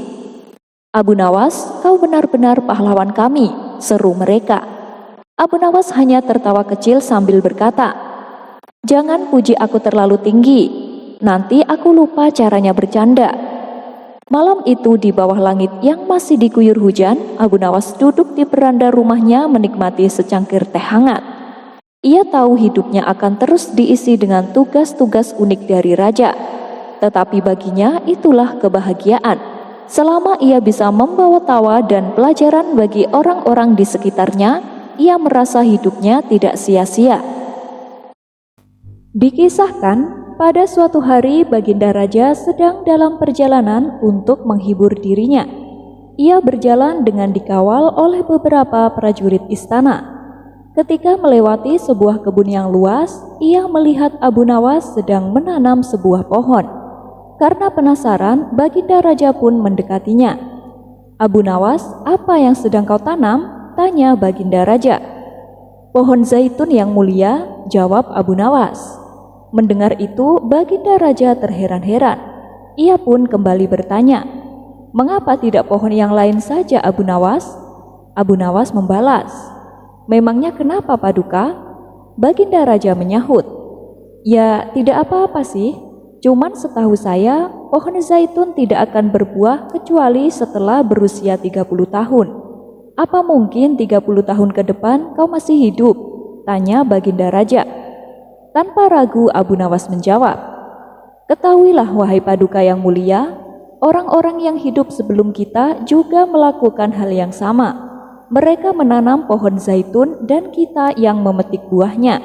Karena itu sudah sepantasnya kita menanam pohon zaitun untuk orang-orang yang hidup setelah kita, agar mereka bisa memetik buahnya." Jawaban tersebut membuat Baginda Raja tertegun. Ia sangat memuji dan kagum atas perbuatan Abu Nawas. Karena tindakannya ini, Abu Nawas diberi hadiah sebesar 1000 dinar. Tentu saja Abu Nawas senang sekali menerimanya. Ia pun kembali berkata kepada Baginda Raja, "Wahai Paduka yang mulia, sebagaimana yang engkau katakan bahwa pohon zaitun tidak akan berbuah kecuali setelah 30 tahun. Akan tetapi, engkau bisa melihat sendiri bahwa pohon yang aku tanam ini langsung berbuah tepat setelah ia ditanam." Sekali lagi ucapan Abu Nawas membuat Baginda Raja tertegun. Dan untuk kedua kalinya Abu Nawas diberi hadiah 1000 dinar. Abu Nawas pun kembali mengeluarkan kata-kata bijaknya. "Wahai Paduka yang mulia, pohon zaitun manapun tidak akan pernah berbuah kecuali hanya sekali dalam setahun. Akan tetapi pohonku ini telah berbuah 2 kali hanya dalam beberapa saat. Maka semakin kagumlah baginda raja dengan apa yang dilakukan Abu Nawas. Ia kembali memberi hadiah 1000 dinar kepadanya.